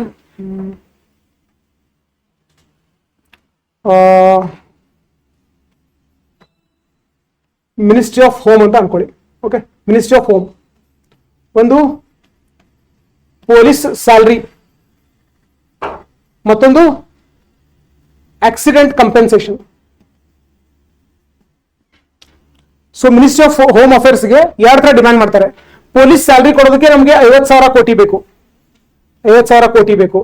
ಕಂಪೆನ್ಸೇಷನ್ ಅಲ್ಲಿ ಆಕ್ಸಿಡೆಂಟ್ ಅಲ್ಲಿ ಯಾರೋ ಸತ್ತೋಗಿದ್ದಾರೆ, ಅವ್ರು ಕೊಡೋದಕ್ಕೋಸ್ಕರ 10,000 ಕೋಟಿ ಬೇಕು. ಸೊ 2 ಸಪರೇಟ್ ಆಗಿ ಪ್ರೆಸೆಂಟ್ ಮಾಡ್ತಾರೆ. ಇದು ಹೋಟೆಡ್, ಇದು ಚಾರ್ಜ್ಡ್. ಚಾರ್ಜ್ ಇರೋದು ಆಟೋಮೆಟಿಕ್ ಆಗಿ ಬರುತ್ತೆ, ಹೋಟೆಡ್ ಪರ್ಮಿಷನ್ ಕೊಡಬೇಕಾಗುತ್ತೆ. Okay, that is the difference.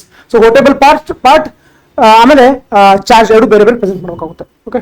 Next ಬರುವಂತ ಏನಿದೆಯೋ ಈ ಜಸ್ಟ್ ಥಿಯರಾಟಿಕಲಿ ಇದೆ, ಪ್ರಾಕ್ಟಿಕಲಿ ಯಾವತ್ತು ಈ ತರ ಆಗಲ್ಲ. Policy cut motion, economic cut motion, token cut motion, ಆಮೇಲೆ ಕಟ್ ಮೋಷನ್, ಅಡ್ಮಿಸಿಬಿಲಿಟಿ. ಎಕ್ಸಾಮ್ ಅಲ್ಲಿ 30 ವರ್ಷದಲ್ಲಿ ಒಂದ್ಸತಿ ನೀವು ಕ್ವಶನ್ ಕೇಳಿಲ್ಲ. They never asked about cut motion, but still will understand at the superficial level, will understand. So ಏನಿರರ್ಥ policy cut motion. Okay, ಇವಾಗ education ministry ಅವರು demand ಇಡ್ತಾರೆ.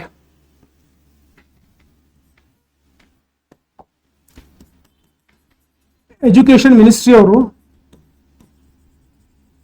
ಒಂದು ಡಿಮ್ಯಾಂಡ್ ಇಡ್ತಾರೆ. ಏನ್ ಹೇಳ್ತಾರೆ ಅಂದ್ರೆ, ನಮಗೆ 10,000 ಕೋಟಿ ಬೇಕು, 10,000 ಕೋಟಿ ಬೇಕು. ಈ 10,000 ಕೋಟಿ ಯಾವುದಕ್ಕೋಸ್ಕರ ಬೇಕು? ಒಂದು ಬಿಲ್ಡಿಂಗ್ ಕಟ್ಟೋದಕ್ಕೋಸ್ಕರ, ಸ್ಕೂಲ್ ಕಟ್ಟೋದಕ್ಕೋಸ್ಕರ ಎಲ್ಲ. ಅದಲ್ಲದೆ ಮತ್ತೊಂದು ಏನ್ ಮೆನ್ಷನ್ ಮಾಡ್ತಾರೆ ಅಂದ್ರೆ, ಸೊ ಕಾಲೇಜ್ ಓದ್ತಾ ಇರುವಂತ ಎಲ್ಲ ಡಿಗ್ರಿ ಸ್ಟೂಡೆಂಟ್ಸ್ಗೆ, ಓಕೆ, ಡಿಗ್ರಿ ಸ್ಟೂಡೆಂಟ್ಸ್ಗೆ we want to give a laptop. Okay, ಹೀಗಾಗಿ 10,000 ಕೋಟಿ ಖರ್ಚಾಗುತ್ತೆ. ಸೊ 10,000 ಕೋಟಿ ಡಿಮ್ಯಾಂಡ್ ಪ್ರೆಸೆಂಟ್ ಮಾಡಿದಾಗ ಡಿಪಾರ್ಟ್ಮೆಂಟಲ್ ಸ್ಟ್ಯಾಂಡಿಂಗ್ ಕಮಿಟಿ ಅನ್ನು ಸ್ಟಡಿ ಮಾಡುತ್ತೆ. ಓಕೆ, ಸ್ಟಡಿ ಮಾಡಿ ಓಕೆ ಕರೆಕ್ಟ್ ಆಗಿದೆ ಅಂತೇಳಿ ಮುಂದೆ ಕಳಿಸ್ತಾರೆ. ಮುಂದೆ ಕಳಿಸಿದಾಗ ಎಲ್ಲೋಗುತ್ತೆ? ಲೋಕಸಭಾಗೆ ಹೋಗುತ್ತೆ. ಸೊ ಇವರು ಡಿಮ್ಯಾಂಡ್ ಮಾಡಿರೋದು ಡಿಪಾರ್ಟ್ಮೆಂಟಲ್ ಸ್ಟ್ಯಾಂಡಿಂಗ್ ಕಮಿಟಿ ಆಯ್ತು, ಅವರು ಒಪ್ಪಿಗೆ ಕೊಟ್ಟರು, ಮುಂದೆ ಲೋಕಸಭಾಗೆ ಬಂತು. ಈ ಲ್ಯಾಪ್ಟಾಪ್ ಕೊಡಬೇಕು ಅನ್ನೋಂತ ಏನ್ ಸ್ಕೀಮ್ ತಗೊಂಡ್ಬರ್ತಾ ಇದಾರೋ, ಇದು ರೂಲಿಂಗ್ ಪಾರ್ಟಿ ಅವ್ರು ತಗೊಂಡ್ಬರ್ತಾರೆ, ಅಪೋಸಿಷನ್ ಅವ್ರು ತಗೊಂಡ್ಬರ್ತಾರೆ. ಅಬ್ವಿಯಸ್ಲಿ ರೂಲಿಂಗ್ ಪಾರ್ಟಿ, ಯಾಕೆ ಗೌರ್ಮೆಂಟ್ ಅವ್ರದ್ದು, ಅವ್ರದೇ ಸರ್ಕಾರ, ಅವ್ರ ಹತ್ರ ಹಣ ಇರೋದು. ಸೊ ಅವ್ರು ಡಿಸೈಡ್ ಮಾಡ್ತಾರೆ ಲ್ಯಾಪ್ಟಾಪ್ ಕೊಡಬೇಕು ಅಂತ. ಇವಾಗ ಅಪೋಸಿಷನ್ ಪಾರ್ಟಿ ಅವ್ರು ಏನ್ ಮಾಡ್ತಾರೆ ಅಂದ್ರೆ, ಇಲ್ಲೇಗೋ ದುಡ್ಡು ಅನ್ನೆಸರಿ ವ್ಯರ್ಥ ಆಗ್ತಾ ಇದೆ, ಆ ಲ್ಯಾಪ್ಟಾಪ್ ಯೂಸ್ ಮಾಡ್ತಾರೋ ಇಲ್ಲ, ಅವ್ರು ಯಾಕೋ ಒಪ್ಪಿಗೆ ಇರಲ್ಲ. They don't want this free laptop to be distributed to degree college students. Okay, so ಅವ್ರು ಏನ್ ಹೇಳ್ತಾರೆ, ನಮ್ಗೆ ಯಾಕೋ ಇದು ಇಷ್ಟ ಆಗ್ತಾ ಇಲ್ಲ, ಸೊ ಇದನ್ನ ಸ್ಕೀಮ್ ಕೊಡಬೇಡಿ ಅಂತ, ಕೊಡಬೇಡಿ ಅಂತ ಅದು ಹೇಳುವಂತ ಒಂದು ವಿಧಾನ ಇದೆ. ಓಕೆ, ಒಂದು ಮೋಷನ್ ಮೂವ್ ಮಾಡ್ತಾರೆ. ಏನಂದ್ರೆ ರೆಡ್ಯೂಸ್ ಟು ₹1. ಸೊ ಈ ಸ್ಕೀಮ್ಗೋಸ್ಕರ ನೀವೇನು 5,000 ಕೋಟಿ ಕೊಡ್ತಾ ಇದ್ದೀರೋ ಅದನ್ನ ₹1 ತಗೊಂಬನ್ನಿ ಅಂತ. ಅಂದ್ರೆ ನಮಗೆ ಈ ಸ್ಕೀಮ್ ಮೇಲೆ ನಂಬಿಕೆ ಇಲ್ಲ ಅಂತ. ಸೊ ಏನು ಅಪೋಸಿಷನ್ ಅವರ ಮೋಷನ್ ನ ಮೂವ್ ಮಾಡ್ತಾರೋ, that is called as policy cut motion. We are not interested in the government's policy of giving or distributing free laptop to college students. Okay, ಇವಾಗ ನೀವು ಹೇಳ್ಬೇಕು, ಈ ಕಟ್ ಮೋಷನ್ ಪಾಸ್ ಆಗುತ್ತಾ ಆಗಲ್ವಾ?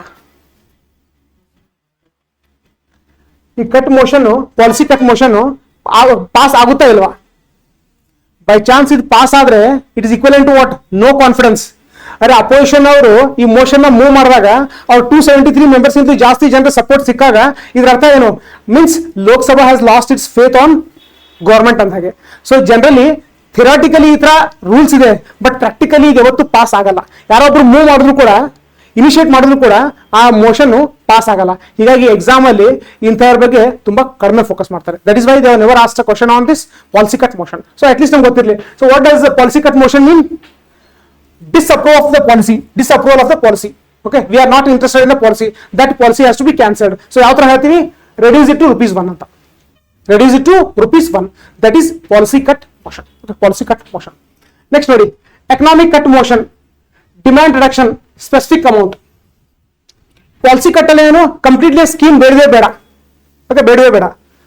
Economic cut motion ಅಂದ್ರೆ ಹೇಳ್ತಾರೆ, ಏನ್ laptop ಕೊಡ್ತಾ ಇದ್ರು ಎಲ್ರಿಗೂ ಕೊಡೋದು ಬೇಡ, ಬರೀ female candidates those are pursuing their graduation ಅವ್ರಿಗಷ್ಟೇ ಕೊಡೋಣ, ಖರ್ಚು ಕಡಿಮೆ ಆಗುತ್ತೆ. ಓಕೆ, ಒಂದು. ಆಮೇಲೆ ಯಾರು ನಿಜವಾಗ್ಲೂ ರಿಕ್ವೈರ್ಮೆಂಟ್ ಇದೆಯೋ ಅಂಥವ್ರಿಗೆ ಹೋಗುತ್ತೆ. ಅಥವಾ ಶೆಡ್ಯೂಲ್ಡ್ ಕಾಸ್ಟ್, ಶೆಡ್ಯೂಲ್ಡ್ ಟ್ರೈಬ್ ಅವ್ರಿಗಷ್ಟೇ ಕೊಡೋಣ. ಸೊ ಅದು economic cut motion. So demand reduction, ಅರೆ 8,000 ಕೋಟಿ ಇದ್ದದನ್ನ ನಾವು 5,000 ಕೋಟಿ ಮಾಡೋಣ. Okay, specific amount. ಅರೆ ಕಂಪ್ಲೀಟ್ ಆಗಿ ನಾವು ಅದನ್ನ ಡಿಸ್ಅಪ್ರೂವ್ ಅಂತ ಮಾಡಲ್ಲ. We want you to reduce the amount. Okay, amount. That is called as economic cut motion. Okay, economic cut motion. Next token cut motion.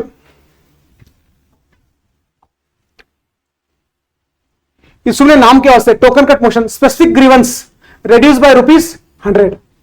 Okay, so ಆ laptop scheme ತಗೊಂಡಾಗ ಬರೀ ಹಳ್ಳಿಯಿಂದ ಯಾರು ಬಂದಿರ್ತಾರೋ ಅಂತ ವಿದ್ಯಾರ್ಥಿಗಳಿಗೆ ಮಾತ್ರ ಕೊಡೋಣ, ಸಿಟಿಯಿಂದ ಯಾರು ಬಂದಿರ್ತಾರೋ ಅಂತ ವಿದ್ಯಾರ್ಥಿಗಳಿಗೆ ನಾವು ಕೊಡೋದು ಬೇಡ ಅಂತ ಸ್ಕೀಮಲ್ಲಿ ಇರುತ್ತೆ. ಸೊ ಯಾರೋ ಒಬ್ಬ ಏನ್ ಹೇಳ್ತಾನೆ ಅಂದ್ರೆ ನನ್ಗೆ ಯಾಕೋ ಇದು ಇಷ್ಟ ಆಗ್ತಾ ಇಲ್ಲ, so let the scheme B universal. ಅವನು ಹುಡುಗ ಅಥವಾ ಸ್ಟೂಡೆಂಟ್ ಹಳ್ಳಿಯಿಂದ ಇರಲಿ ಸಿಟಿಯಿಂದ ಬಂದಿರಲಿ ಎಲ್ರಿಗೂ ಸ್ಕೀಮ್ ಸಿಗಬೇಕು ಅಂತ, ಬೆನಿಫಿಟ್ ಸಿಗಬೇಕು ಅಂತ. ಸೊ ಅವನು ತನ್ನ ನಿರಾಸೆಯನ್ನು ಯಾವ ತರ ವ್ಯಕ್ತಪಡಿಸಿರ್ತಾನೆ ಅಂದ್ರೆ ರೆಡ್ಯೂಸ್ ಇಟ್ ಬೈ ₹100. ಸೊ ₹100 ಕಡಿಮೆ ಮಾಡಿದ್ರೆ ಏನೂ ಫರಕ್ ಬೀಳಲ್ಲ, but still it is a way of what expressing that you are not satisfied. So that is called as token cut motion. Okay, token cut motion. So exam ಅಲ್ಲಿ ಒಂದ್ಸತಿನೂ ಕೇಳಿಲ್ಲ, by chance ಕೇಳಿದ್ರು ಅಂತ ಅನ್ಕೊಳ್ಳಿ, in what way they can frame the questions. Okay, so complete disapproval of the policy is indicated by option number 1, policy cut motion, 2, economic cut motion, token cut motion. Policy cut motion, so reduce the amount by ₹100. So which motion indicates it? Token cut motion. So reduce the amount to ₹1. Economic cut motion. Next, reduce by specific amount. Yes, economic cut motion. Okay, reduced by ₹100. Token. ಇಷ್ಟು ನೆನಪಲ್ಲಿ ಇಟ್ಕೊಂಡ್ರೆ it is more than sufficient. Okay, more than sufficient. Okay, next ಈ cut motion admissibility. ಇವಾಗ ಇಲ್ಲಿ council of ministers ಇದ್ದಾರೆ, BJP ಅವರು 300 ಜನ MPs ಇದ್ದಾರೆ ಲೋಕಸಭಾದಲ್ಲಿ, ಕಾಂಗ್ರೆಸ್ ಅವರು 200 ಜನ ಇದ್ದಾರೆ, ನೆಕ್ಸ್ಟ್ JDS ಅವರು 43 ಜನ ಇದ್ದಾರೆ. ಸೊ ಈ 300 ಜನರಲ್ಲಿ ಒಂದು 50 ಜನ ಮಿನಿಸ್ಟರ್ಸ್ ಆಗಿರ್ತಾರೆ. ಸೊ ಇವಾಗ ಈ ಕಟ್ ಮೋಷನ್ ನ ಇನಿಷಿಯೇಟ್ ಮಾಡೋರು ಯಾರು? ಬಿಜೆಪಿ ಅವರು ಅಥವಾ ಕಾಂಗ್ರೆಸ್ ಅವರು, JDS ಅವರ? Yes, opposition. Obviously it will be opposition. BJP members ಯಾರು ಮಾಡಲ್ಲ, ಕಾಂಗ್ರೆಸ್ ಅಥವಾ JDS ಮೂವ್ ಮಾಡ್ತಾರೆ. ಸೊ ಇದು ಮೂವ್ ಮಾಡಿದಾಗ ಇದನ್ನ ಸಬ್ಮಿಟ್ ಮಾಡ್ಬೇಕಲ್ಲ ಅಪ್ಲಿಕೇಶನ್. ನಾವು ಈ ತರ ಒಂದು ಮೋಷನ್ ನ ಮೂವ್ ಮಾಡಬೇಕು ಅಂತ ಅನ್ಕೊಂಡಿದೀವಿ. ಸೊ ಯಾರಿಗೆ ಹೋಗಿ ಸಬ್ಮಿಟ್ ಮಾಡ್ತಾರೆ? ಸ್ಪೀಕರ್ ಸಬ್ಮಿಟ್ ಮಾಡ್ತಾರೆ. Okay, so cut motion admissibility, 1 demand only. ಅಂದ್ರೆ ಆ ಕಟ್ ಮೋಷನ್ ಸಬ್ಮಿಟ್ ಮಾಡುವಾಗ ಎಲ್ಲ ಸೇರ್ಸಕ್ಕಾಗಲ್ಲ. ಅಲ್ಲಿ ಎಜುಕೇಶನ್ ರಿಲೇಟೆಡ್ ಮಿನಿಸ್ಟ್ರಿ ಸ್ಕೀಮ್ ಅಲ್ಲಿ ಇಷ್ಟು ರೆಡ್ಯೂಸ್ ಮಾಡಿ, ಆಮೇಲೆ ಹೋಮ್ ಮಿನಿಸ್ಟ್ರಿ ಇಷ್ಟು ರೆಡ್ಯೂಸ್ ಮಾಡಿ, ಅಗ್ರಿಕಲ್ಚರ್ ಮಿನಿಸ್ಟ್ರಿ ಇಷ್ಟು ರೆಡ್ಯೂಸ್ ಮಾಡಿ, ಹೀಗಲ್ಲ. ಸೊ ಒಂದು ಕಟ್ ಮೋಷನ್ ಅಲ್ಲಿ ಒಂದೇ ವಿಷಯದ ಬಗ್ಗೆ ಮಾತ್ರ ಪ್ರಸ್ತಾಪ ಮಾಡೋದಕ್ಕೆ ಸಾಧ್ಯ. Okay, so 1 demand only, not multiples. Okay, not multiples. No defamatory statements. So government ವಿರುದ್ಧವಾಗಿ ಯಾವುದೋ ಡಿಫೇಮ್ ಮಾಡುವಂತ, ಕ್ರಿಟಿಸೈಸ್ ಮಾಡುವಂತ ಸ್ಟೇಟ್ಮೆಂಟ್ಸ್ ನ ಯೂಸ್ ಮಾಡೋವಾಗಿಲ್ಲ. Okay, no reference to charge expenditure, very important. So cut motion ಅಲ್ಲಿ ಚಾರ್ಜ್ ಎಕ್ಸ್ಪೆಂಡಿಚರ್ ಬಗ್ಗೆ ಮಾತಾಡ್ಬೋದಾ? No. ಬರೀ ಹೋಟೆಲ್ ಎಕ್ಸ್ಪೆಂಡಿಚರ್ ಯಾವ್ದಿದೆಯೋ ಅಂಥದ್ರ ಬಗ್ಗೆ ಮಾತ್ರ ರೆಫರೆನ್ಸ್ ಮಾಡ್ಬೋದು. ಚಾರ್ಜ್ ಎಕ್ಸ್ಪೆಂಡಿಚರ್ ಏನಂತ ಆಟೋಮೆಟಿಕ್ ಆಗಿ ಹೋಗುವಂತ ಅಮೌಂಟ್ ಅದ್ರ ಬಗ್ಗೆ ರೆಫರೆನ್ಸ್ ಮಾಡೋವಾಗಿಲ್ಲ. So this point is very important. Okay, very important. Adjudication matters, no. ಯಾವುದೋ ಒಂದು ಕೇಸು ಕೋರ್ಟ್ ಅಲ್ಲಿ ನಡೀತಾ ಇರುತ್ತೆ, ಅಂತಹ ವಿಷಯಗಳ ಬಗ್ಗೆ ಏನ್ ಗೊತ್ತಾ, ನೀವು ಕಟ್ ಮೋಷನ್ ಸಬ್ಮಿಟ್ ಮಾಡಕ್ಕಾಗಲ್ಲ. No privilege question. So already privilege motion ಬಗ್ಗೆ ಡಿಸ್ಕಸ್ ಮಾಡಿದ್ವಲ್ಲ, ಅಂತ ವಿಷಯಗಳ ಇಲ್ಲಿ ತಗೊಂಡ್ಬರಕ್ಕಾಗಲ್ಲ, ನಾಟ್ ಇಂಪಾರ್ಟೆಂಟ್, ಬಿಡಿ. ಸೇಮ್ ಸೆಷನ್ ಡಿಸ್ಕಷನ್, ಆಲ್ರೆಡಿ ಆ ಕಟ್ ಮೋಷನ್ ಬಗ್ಗೆ ಆಲ್ರೆಡಿ ಒಂದು ಡಿಸ್ಕಷನ್ ಆಗಿದೆ, ಮತ್ತೆ ಅಂಥದ್ದೇ ಮತ್ತೊಂದ್ಸತಿ ಕಟ್ ಮೋಷನ್ ತಗೊಂಡ್ಬರೋದು, that is also not acceptable. Okay, so ಈ ಕಟ್ ಮೋಷನ್ ಎಸ್ಪೆಷಲಿ ಮೇನ್ಸ್ ಅಲ್ಲಿ ಹೆಲ್ಪ್ ಆಗುತ್ತೆ. ಯಾವ ತರ ಅಂದ್ರೆ uphold principle of responsible government. So ನಮ್ಮ ಭಾರತದಲ್ಲಿ ಯಾವ ತರ ನಾವು ಫೋಕಸ್ ಮಾಡ್ತೀವಿ ಅಂದ್ರೆ ನಾವು ನೆಕ್ಸ್ಟ್ ಪಾರ್ಲಿಮೆಂಟರಿ ಸಿಸ್ಟಮ್ ಅನ್ನೋ ಟಾಪಿಕ್ ಓದ್ತೀವಿ. ಇನ್ನೊಂದು 7 ಟಾಪಿಕ್ಸ್ ಆದ್ಮೇಲೆ we discuss about topic called parliamentary system. So ಅಲ್ಲಿ 2 ತರ ಕಾನ್ಸೆಪ್ಟ್ ಬರುತ್ತೆ, ಒಂದು ಸ್ಟೇಬಲ್ ಗೌರ್ಮೆಂಟ್ ಮತ್ತು ರೆಸ್ಪಾನ್ಸಿಬಲ್ ಗೌರ್ಮೆಂಟ್. ಸೊ ನಮ್ಮ ಭಾರತದಲ್ಲಿ ಇರೋದು ಯಾವ್ದ್ರ ಮೇಲೆ ಫೋಕಸ್ ಮಾಡಿದೀವಿ, ನಾವು ಸ್ಟೇಬಲ್ ಗೌರ್ಮೆಂಟ್ ಮೇಲೆ ಫೋಕಸ್ ಮಾಡಿದೀವಿ ಅಥವಾ ರೆಸ್ಪಾನ್ಸಿಬಲ್ ಗೌರ್ಮೆಂಟ್ ಮೇಲೆ ಫೋಕಸ್ ಮಾಡಿದೀವ? We are focused on responsible government. Who is responsible to ಹೂಮ್?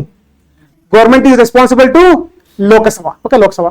ಹೀಗಾಗಿ ಈ ಕಟ್ ಮೋಷನ್ ಏನು ಪ್ರಿನ್ಸಿಪಲ್ ಇದೆಯೋ ಇದು ಯಾವ್ದನ್ನ ಅಪೋಲ್ಡ್ ಮಾಡೋದಕ್ಕೆ ಹೆಲ್ಪ್ ಮಾಡುತ್ತೆ?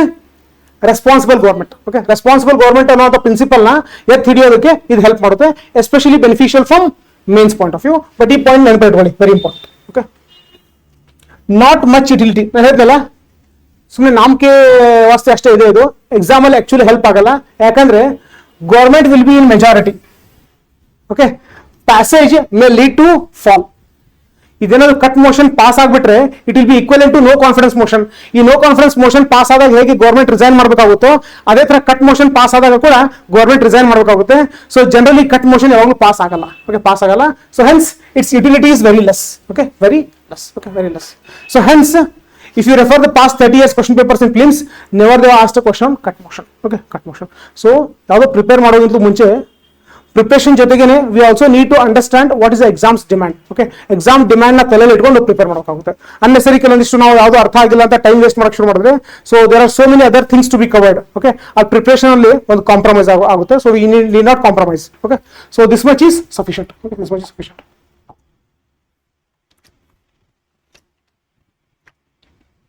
Okay, so demand for grants appropriation ಎರಡು ಒಂದೇನಾ ಬೇರೆ ಬೇರೆನಾ?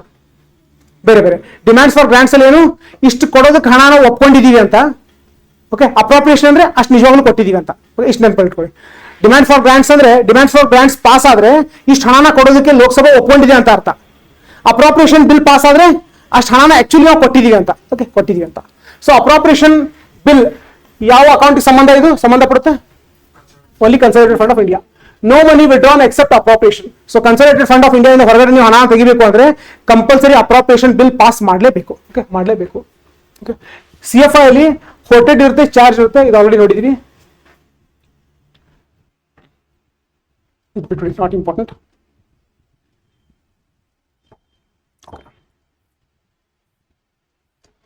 Okay, vote on account provision. So exam ಅಲ್ಲಿ ಕೇಳುವಂತ ಚಾನ್ಸ್ ಇರುತ್ತೆ, ಇದೊಂದು ಇಂಪಾರ್ಟೆಂಟ್ ನೆನ್ಪಿಟ್ಕೊಂಡ್ಬಿಡಿ. Vote on account provision. Okay, provision. So ಈ ಜನರಲ್ ಡಿಸ್ಕಷನ್ ತುಂಬಾ ಜಾಸ್ತಿ ಫೋಕಸ್ ಮಾಡೋದು ಬೇಡ. ಇಲ್ಲಿ ಏನ್ ಗೊತ್ತಿರಲಿ ಅಂದ್ರೆ ಬಜೆಟ್ ಮಂಡನೆ ಏನ್ ಮಾಡ್ತಾರಲ್ವಾ, ಬಜೆಟ್ ಮಂಡನೆ ಮಾಡ್ತಾರಲ್ವಾ. ಸೊ ಇವಾಗ 2025-26 ತಗೋಣ. ಸಾರಿ, 26-27 ಅಂದ್ರೆ March 1, 2026. Sorry, April 1, 2026 to March 31. So ಈ period related estimated receipts, estimated expenditure ನಾವು ಯಾವ ತಿಂಗಳಲ್ಲಿ ಡಿಸ್ಕಸ್ ಮಾಡ್ತಾ ಇರ್ತೀವಿ ಅಂದ್ರೆ ಫೆಬ್ರವರಿ 2026 ಡಿಸ್ಕಸ್ ಮಾಡ್ತಾ ಇರ್ತೀವಿ. ಓಕೆ, ಡಿಸ್ಕಷನ್ ಮಾಡಿ ಇದೆಲ್ಲ ಪ್ರೊಸೆಸ್ ಮುಗಿಬೇಕು ಅಂದ್ರೆ ತಿಂಗಳು 2 ತಿಂಗಳು ಮುಗಿಯಲ್ಲ, ಆಕ್ಚುಲಿ ಒಂದು 2-3 ತಿಂಗಳು ಟೈಮ್ ತಗೊಳುತ್ತೆ. ಅದೇ ಕಂಪ್ಲೀಟ್ ಪ್ರೊಸೆಸ್ ಮುಗಿಬೇಕು ಅಂದ್ರೆ ನಾವು ಏಪ್ರಿಲ್ 30ಕ್ಕೆ ಮುಗಿಯುತ್ತೆ ಅಂತ ಅನ್ಕೋಣ. ಫೆಬ್ರವರಿಯಲ್ಲಿ ಸ್ಟಾರ್ಟ್ ಮಾಡುವಂತ ಪ್ರೊಸೆಸ್ ಫೆಬ್ರವರಿ, ಮಾರ್ಚ್, ಏಪ್ರಿಲ್ 3 ತಿಂಗಳು ಟೈಮ್ ತಗೊಳುತ್ತೆ. 3 ತಿಂಗಳು ಟೈಮ್ ತಗೊಳುತ್ತೆ. ಇವಾಗ ಮಾರ್ಚ್ 31ವರೆಗೂ ನಾವು ಏನು ಖರ್ಚು ಮಾಡಬೇಕು ಆಲ್ರೆಡಿ ಅಮೌಂಟ್ ಹೋದ ವರ್ಷನ ಸಿಕ್ಕಿರುತ್ತೆ. ಏಪ್ರಿಲ್ ತಿಂಗಳಲ್ಲಿ ನಾವು ಏನು ಖರ್ಚು ಮಾಡಬೇಕಾಗಿದೆಯೋ ಹಣ ಇರಲ್ಲ, ಗೌರ್ಮೆಂಟ್ ಹತ್ರ ಹಣ ಇರಲ್ಲ. ಯಾಕೆ ಖರ್ಚು ಮಾಡಬೇಕು ಅಂದ್ರೆ ಯಾರು ಪರ್ಮಿಷನ್ ಕೊಡಬೇಕು? ಲೋಕಸಭಾ ಪರ್ಮಿಷನ್ ಕೊಡಬೇಕು. ಆದ್ರೆ ಎಲ್ಲ ಪ್ರೊಸೆಸ್ ಮುಗಿಬೇಕು ಅಂದ್ರೆ ಏಪ್ರಿಲ್ 30. ಸೊ ಹೀಗಾಗಿ ಏಪ್ರಿಲ್ 1ನೇ ತಾರೀಕಿಂದ ಏಪ್ರಿಲ್ 30ನೇ ತಾರೀಕುವರೆಗೂ ಗೌರ್ಮೆಂಟ್ ಖರ್ಚು ಮಾಡೋದಕ್ಕೆ ಹಣ ಎಲ್ಲಿಂದ ಬರುತ್ತೆ? So getting a point. So budget to April 1 ರಿಂದ ಮಾರ್ಚ್ 31ವರೆಗೂ ಅದ್ರ ಬಜೆಟ್ ನ ಯಾವಾಗ ಪ್ರಪೋಸ್ ಮಾಡ್ತಾ ಇದ್ದೀವಿ? ಫೆಬ್ರವರಿಯಲ್ಲಿ. ಅರೆ ಎಲ್ಲ ಡಿಸ್ಕಷನ್ ಮಾಡಿ ಫೈನಲ್ ಮುಗಿಬೇಕು ಅಂದ್ರೆ ಒಂದು 3 ತಿಂಗಳು ಟೈಮ್ ತಗೊಳುತ್ತೆ. ಓಕೆ, ಸೊ ಮಾರ್ಚ್ 31ವರೆಗೂ ಚಿಂತೆ ಇಲ್ಲ, ಆಲ್ರೆಡಿ ಹೋದ ವರ್ಷ ಬಜೆಟ್ ಅಲ್ಲಿ ಎಲ್ಲ ದುಡ್ಡು ಬಂದಿದೆ. ಅರೆ ಏಪ್ರಿಲ್ 1ರಿಂದ ಏಪ್ರಿಲ್ 30ವರೆಗೂ ನಾವೇನು ಖರ್ಚು ಮಾಡಬೇಕಾಗಿದೆಯೋ ಆ ಹಣ ಇನ್ನ ಗೌರ್ಮೆಂಟ್ ಹತ್ರ ಇಲ್ಲ. ಸೊ ಒಂದು ತಿಂಗಳವರೆಗೆ ಖರ್ಚು ಮಾಡಬೇಕು ಅಂದ್ರೆ ಅವ್ರಿಗೆ ಹಣ ಎಲ್ಲಿಂದ ಬರುತ್ತೆ? ಓಕೆ, ಅವಾಗ ಏನ್ ಮಾಡ್ತಾರೆ ಅಂದ್ರೆ ಫಾರ್ ಅ ಟೈಮ್ ಬೀಯಿಂಗ್ ಇಷ್ಟು ಖರ್ಚು ಮಾಡಿ ಅಂತ ಸ್ವಲ್ಪ ಅಡ್ವಾನ್ಸ್ ಅಮೌಂಟ್ ಕೊಡ್ತಾರೆ. ಆ ಅಮೌಂಟ್ ನಾವು ಹೋಟ್ ಆನ್ ಅಕೌಂಟ್ ಅಂತ ಕರಿತೀವಿ. ಸೊ ಏಪ್ರಿಲ್ 1 ತಿಂಗಳಿಗೋಸ್ಕರ ಖರ್ಚು ಮಾಡೋದಕ್ಕೋಸ್ಕರ ಅಂದಾಜು ಇಷ್ಟು ಹಣ ಅಂತ ಕೊಡ್ತೀವಿ. ಎಷ್ಟು ಹಣ ಕೊಡ್ತೀವಿ ಅಂದ್ರೆ 1/6. ಓಕೆ, ಆಕ್ಚುಲಿ 2 ಮಂತ್ಸ್, 2 ತಿಂಗಳು ರನ್ ಆಗುವಷ್ಟು okay, budget proposal for example ಎಷ್ಟು 60,000 ಕೋಟಿ ಇದೆ ಅಂತ ಅನ್ಕೊಳ್ಳಿ, ಸರಿ 1 ಲಕ್ಷ ಕೋಟಿ ಇದೆ ಅಂತ ಅನ್ಕೊಳ್ಳಿ. ಸೊ 1/6 1 ಲಕ್ಷ ನೀವು just to make discussions easier 60,000 ತಗೋಣ. ಟೋಟಲ್ 60,000 ಕೋಟಿ ಮುಂದೆ ಬಜೆಟ್ ಇದೆ. ಸೊ 1/6 ಎಷ್ಟಾಗುತ್ತೆ ಡಿವೈಡ್ ಬೈ 6 10,000. ಸೊ ಮುಂದೆ ಏನಾಗುತ್ತೋ ಗೊತ್ತಿಲ್ಲ, ಅಟ್ಲೀಸ್ಟ್ 2 ತಿಂಗಳವರೆಗೂ ನೀವು 10,000 ಕೋಟಿ ತಗೊಂಡು ನಿಮ್ ಕೆಲಸನ ಶುರು ಮಾಡಿ ಅಂತ. ಓಕೆ, ಸೊ ಗೌರ್ಮೆಂಟ್ಗೆ ಹಣನ ಕೊಡ್ತಾರೆ. ಯಾರು ಕೊಡ್ತಾರೆ? Lok Sabha. Lok Sabha will give permission for that for these 2 months you can spend 10,000 crore. Okay, ಮುಂದೆ ನಾವು ಮತ್ತೆ extra demand for grants vote ಮಾಡಿ ಕೊಡ್ತೀವಿ. ಸೊ ಟೆಂಪ್ರರಿ ಯೂಸ್ ಮಾಡೋದಕ್ಕೋಸ್ಕರ ಏನ್ ಹಣನ ಕೊಡ್ತಾರೋ that is called as vote on account. That is called as vote on account. Okay, very important. Okay, very important.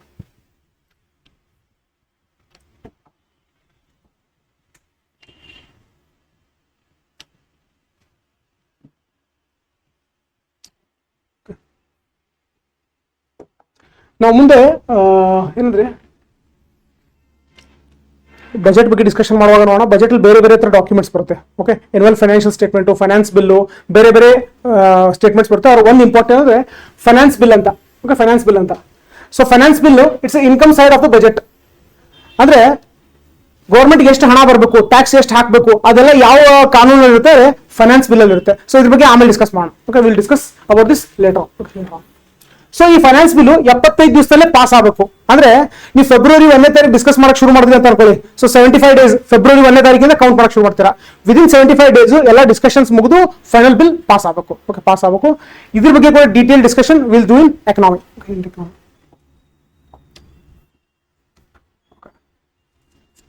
ಇಲ್ಲಿ ಕೆಲವೊಂದಿಷ್ಟು ಇದೆ, ಇದ್ರ ಬಗ್ಗೆ ನೋಡೋಣ. ಏನಂದ್ರೆ other grants, supplementary grant.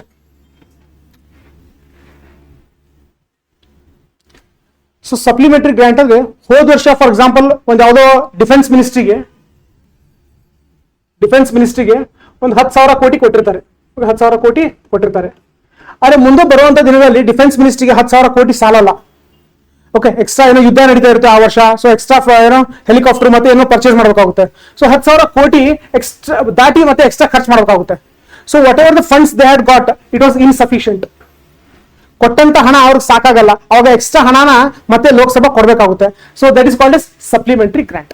Okay, supplementary grant. When the given amount is not sufficient, the extra amount which the Lok Sabha has to give, that is called as supplementary grant. Additional grant, new service not contemplated. Just an example through ನೆನಪಿಡೋಣ. 2020 ಹೋಗೋಣ. Okay, ಇವಾಗ health ಮಿನಿಸ್ಟ್ರಿಗೆ ಒಂದು ಏನೋ amount sanction ಮಾಡಿರ್ತಾರೆ. Health ಮಿನಿಸ್ಟ್ರಿಗೆ ಒಂದು 20,000 ಕೋಟಿ sanction ಮಾಡಿರ್ತಾರೆ. 20,000 ಕೋಟಿಲಿ ಏನ್ ನಡೀತಾ ಇರುತ್ತೆ? Normal day to day life ನಡೀತಾ ಇರುತ್ತೆ. ಸೊ ಪೋಲಿಯೋ ಹಾಕೋದಿರ್ಬೋದು, ಮತ್ತೆ ಬೇರೆ ಬೇರೆ ವ್ಯಾಕ್ಸಿನೇಷನ್ ಪ್ರೋಗ್ರಾಮ್ ಎಲ್ಲ ನಡೀತಾ ಇರುತ್ತೆ. ಆದ್ರೆ 2020 all of a sudden there came the wave of Covid ಬಂತು. ಸೊ ಕೋವಿಡ್ ಬಂದಾದ ತಕ್ಷಣ ವ್ಯಾಕ್ಸಿನ್ ಎಲ್ಲ ಬಂತು. ಓಕೆ, ಸೊ ಮೊದಲು ಹಾಕದೇ ಇರುವಂತ ಹೊಸ ವ್ಯಾಕ್ಸಿನ್ ಸ್ಟಾರ್ಟ್ ಆಯ್ತು, ಕೋವ್ಯಾಕ್ಸಿನ್, ಕೋವಿಶೀಲ್ಡ್ ಅಂತ. ಸೊ ಇವಾಗ ಅದು ಹೊಸದಾಗಿ ಪರ್ಚೇಸ್ ಮಾಡ್ಬೇಕಲ್ವಾ? So they have to purchase extra vaccines and they have to spend on it. So ಮೊದಲು ಅವರು ಆತರ ಅನ್ಕೊಂಡು ಇರಲಿಲ್ಲ ಈ ತರ ಖರ್ಚು ಆಗ್ಬೋದು ಅಂತ. ಸೊ ಗೊತ್ತಿರದೇನೆ ಅನ್ಎಕ್ಸ್ಪೆಕ್ಟೆಡ್ ಒಂದು ಯಾವುದೋ ಇವೆಂಟ್ ಎಕ್ಸ್ಟ್ರಾ ಖರ್ಚು ಮಾಡೋ ತರ ಆಯ್ತು. So that is called as new service which was not contemplated. ಅವ್ರ ಬಜೆಟ್ ಮಂಡನೆ ಮಾಡುವಾಗ ಅದ್ರ ಬಗ್ಗೆ ಥಿಂಕ್ ಕೂಡ ಮಾಡಿರಲಿಲ್ಲ ಅಂತ ಹೊಸ ಒಂದು ಯಾವ್ದು ಸಿಚುವೇಶನ್ ಕ್ರಿಯೇಟ್ ಆಯ್ತು, ಅದಕ್ಕೇನು ಹಣ ಕೊಡಬೇಕಾಗುತ್ತೋ that is called as additional grant. So ಇಲ್ಲಿ ಜಸ್ಟ್ ಎಕ್ಸಾಂಪಲ್ ನೆನಪಿಡಿ, ಇಲ್ಲೂ ಒಂದ್ಸತಿನೂ ಕ್ವಶನ್ ಕೇಳಿಲ್ಲ, but still will understand. Okay, exam ಅಲ್ಲಿ ಯಾವ ತರ ಕ್ವಶನ್ ಫೋಕಸ್ ಮಾಡ್ಬೋದು. So new service which was not contemplated, the grants which you are giving to it is called a supplementary grant or additional grant. Additional grant. Okay, so the given grant was not sufficient, hence additional amount was given. It is called as additional grant or supplementary grant. Supplementary grant. ಈ ತರ ನೆನಪಿಡ್ತೀರಾ?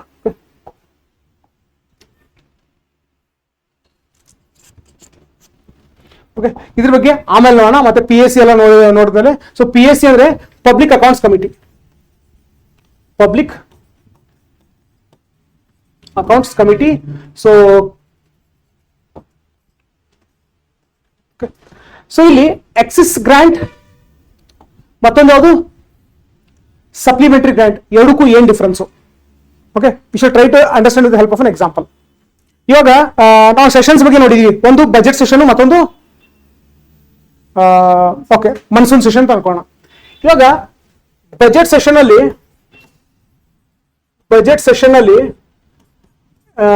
Agriculture ಮಿನಿಸ್ಟ್ರಿಗೆ 5,000 ಕೋಟಿ ಅಂತ fix ಆಗಿರುತ್ತೆ. Okay ಆಗಿರುತ್ತೆ. ಆದರೆ ಮುಂದೆ ಒಂದು 3-4 ತಿಂಗಳಲ್ಲಿ ಕಾರಣಾಂತರದಿಂದ ಎಲ್ಲ 5,000 ಕೋಟಿ ಖರ್ಚಾಗುತ್ತೆ. ಸೊ ಹೀಗಾಗಿ ನೆಕ್ಸ್ಟ್ ಮನ್ಸೂನ್ ಸೆಷನ್ಲಿ ಜುಲೈ ತಿಂಗಳಲ್ಲಿ ಡಿಸ್ಕಸ್ ಮಾಡುವಾಗ ಅವ್ರಿಗೆ 5,000 ಬಿಟ್ಟು ಮತ್ತೆ ಎಕ್ಸ್ಟ್ರಾ 1,000 ಕೋಟಿ ಕೊಡ್ತಾರೆ, ಎಕ್ಸ್ಟ್ರಾ 1,000 ಕೋಟಿ ಕೊಡ್ತಾರೆ. ಸೊ ಇದು ಏನೋ ಫೈನಾನ್ಷಿಯಲ್ ಇಯರ್ ನಡೀತಾ ಇರುತ್ತೆ.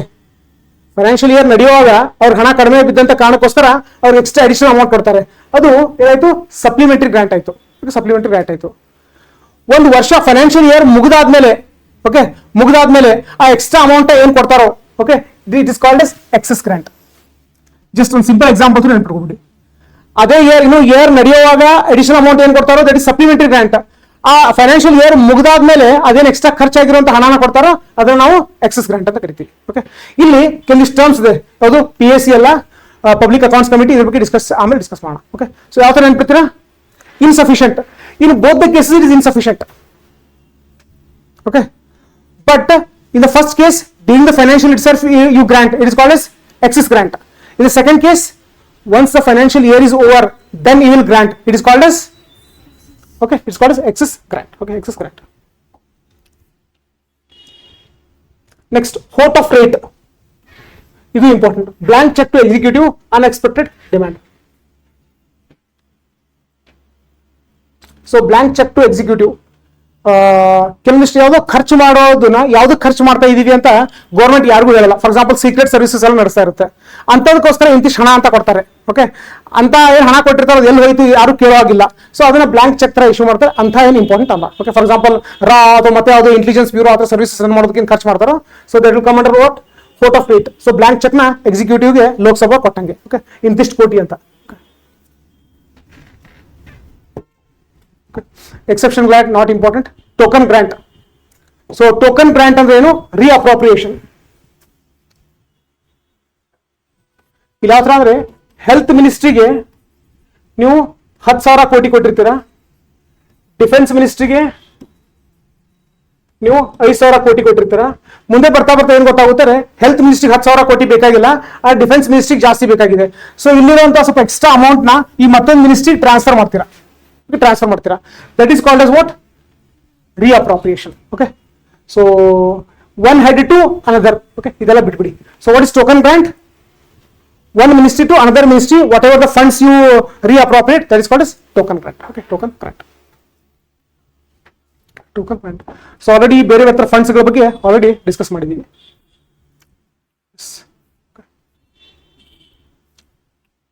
ಸೊ ಇಲ್ಲೇ ನಾವು ಡಿಸ್ಕಸ್ ಮಾಡಿದ್ವು, ಅದು ಮನಿ ಬಿಲ್ ಇರ್ಬೋದು, ಅಥವಾ ಬಜೆಟ್ ಇರ್ಬೋದು, ಅಥವಾ ಅಪ್ರಾಪ್ರಿಯೇಷನ್ ಬಿಲ್ ಇರ್ಬೋದು, ಅಥವಾ ಈ ಬೇರೆ ಬೇರೆ ತರ ಟೋಕನ್ ಕಟ್ ಮೋಷನ್ ಇರ್ಬೋದು, ಗ್ರಾಂಟ್ಸ್ ಇರ್ಬೋದು. ಓಕೆ, ಇದೆಲ್ಲ ಕಂಪ್ಲೀಟ್ ಕ್ಲಾರಿಟಿ ಯಾವಾಗ ಬಿಲ್ಡ್ ಆಗುತ್ತೆ, only when we start discussing economy. So ಇಲ್ಲಿ ನಾವು from polity point of view ಅಷ್ಟೇ ನೋಡಿದ್ವಿ, ಆ ಪ್ರೊಸೆಸ್ ಮೇಲೆಲ್ಲ. ಬಟ್ ಡೀಟೇಲ್ ಆಗಿ ಅಂಡರ್ಸ್ಟ್ಯಾಂಡ್ ಆಗೋದು only when we start discussing about the economy. ಆ ಟೈಮಲ್ಲಿ ಮತ್ತೆ ಏನೇನು ಟಾಪಿಕ್ ಡಿಸ್ಕಸ್ ಮಾಡಿದ್ವಿ ಎಲ್ಲ will connect it once again. Okay, will connect the dots.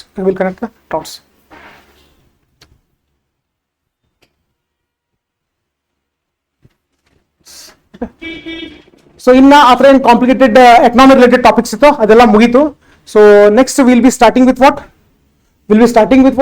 Multifunctional role of parliament. Okay, multifunctional role of parliament. So ಬಹುಶಃ ನಾಳೆ by tomorrow I think we'll be able to complete parliament, either by tomorrow or by day after tomorrow we'll be able to complete this parliament topic. Okay, so here multifunctional role of parliament ಇದೆಯೋ, so we should continue in the next class. Okay, next class. So before we conclude, can anyone of you recall preamble? Who will recall? Yes, then ಯಾರು ಮಾಡಿದ್ರು? ಪ್ರದೀಪ್, ನೀವು recall ಮಾಡಿದ್ರೆ ಅಷ್ಟೇ. Okay, yes, Mega, sorry, Mega, right? Yes, Mega. The people of India having solemnly resolved to constitute India into a sovereign, socialist, democratic republic, and secure is all citizens justice, social, economics, and political liberty of thought, expressions, beliefs, faith, and worship. Equality of status and of opportunity to promote among them all fraternity assuring dignity and individual and unity and individuality of all the nation.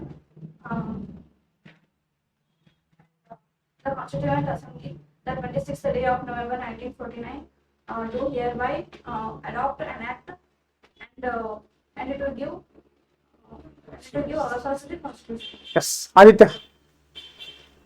We the people of India solemnly resolve to constitute India into sovereign, secular, socialist, democratic republic. Uh, uh, we ensure liberty of thoughts, expression, belief, faith. Liberty of thoughts, expression, belief, faith, worship, status of equality and of opportunity. We ensure to its citizens fraternity and ensure the dignity of individual and unity and integrity of nation.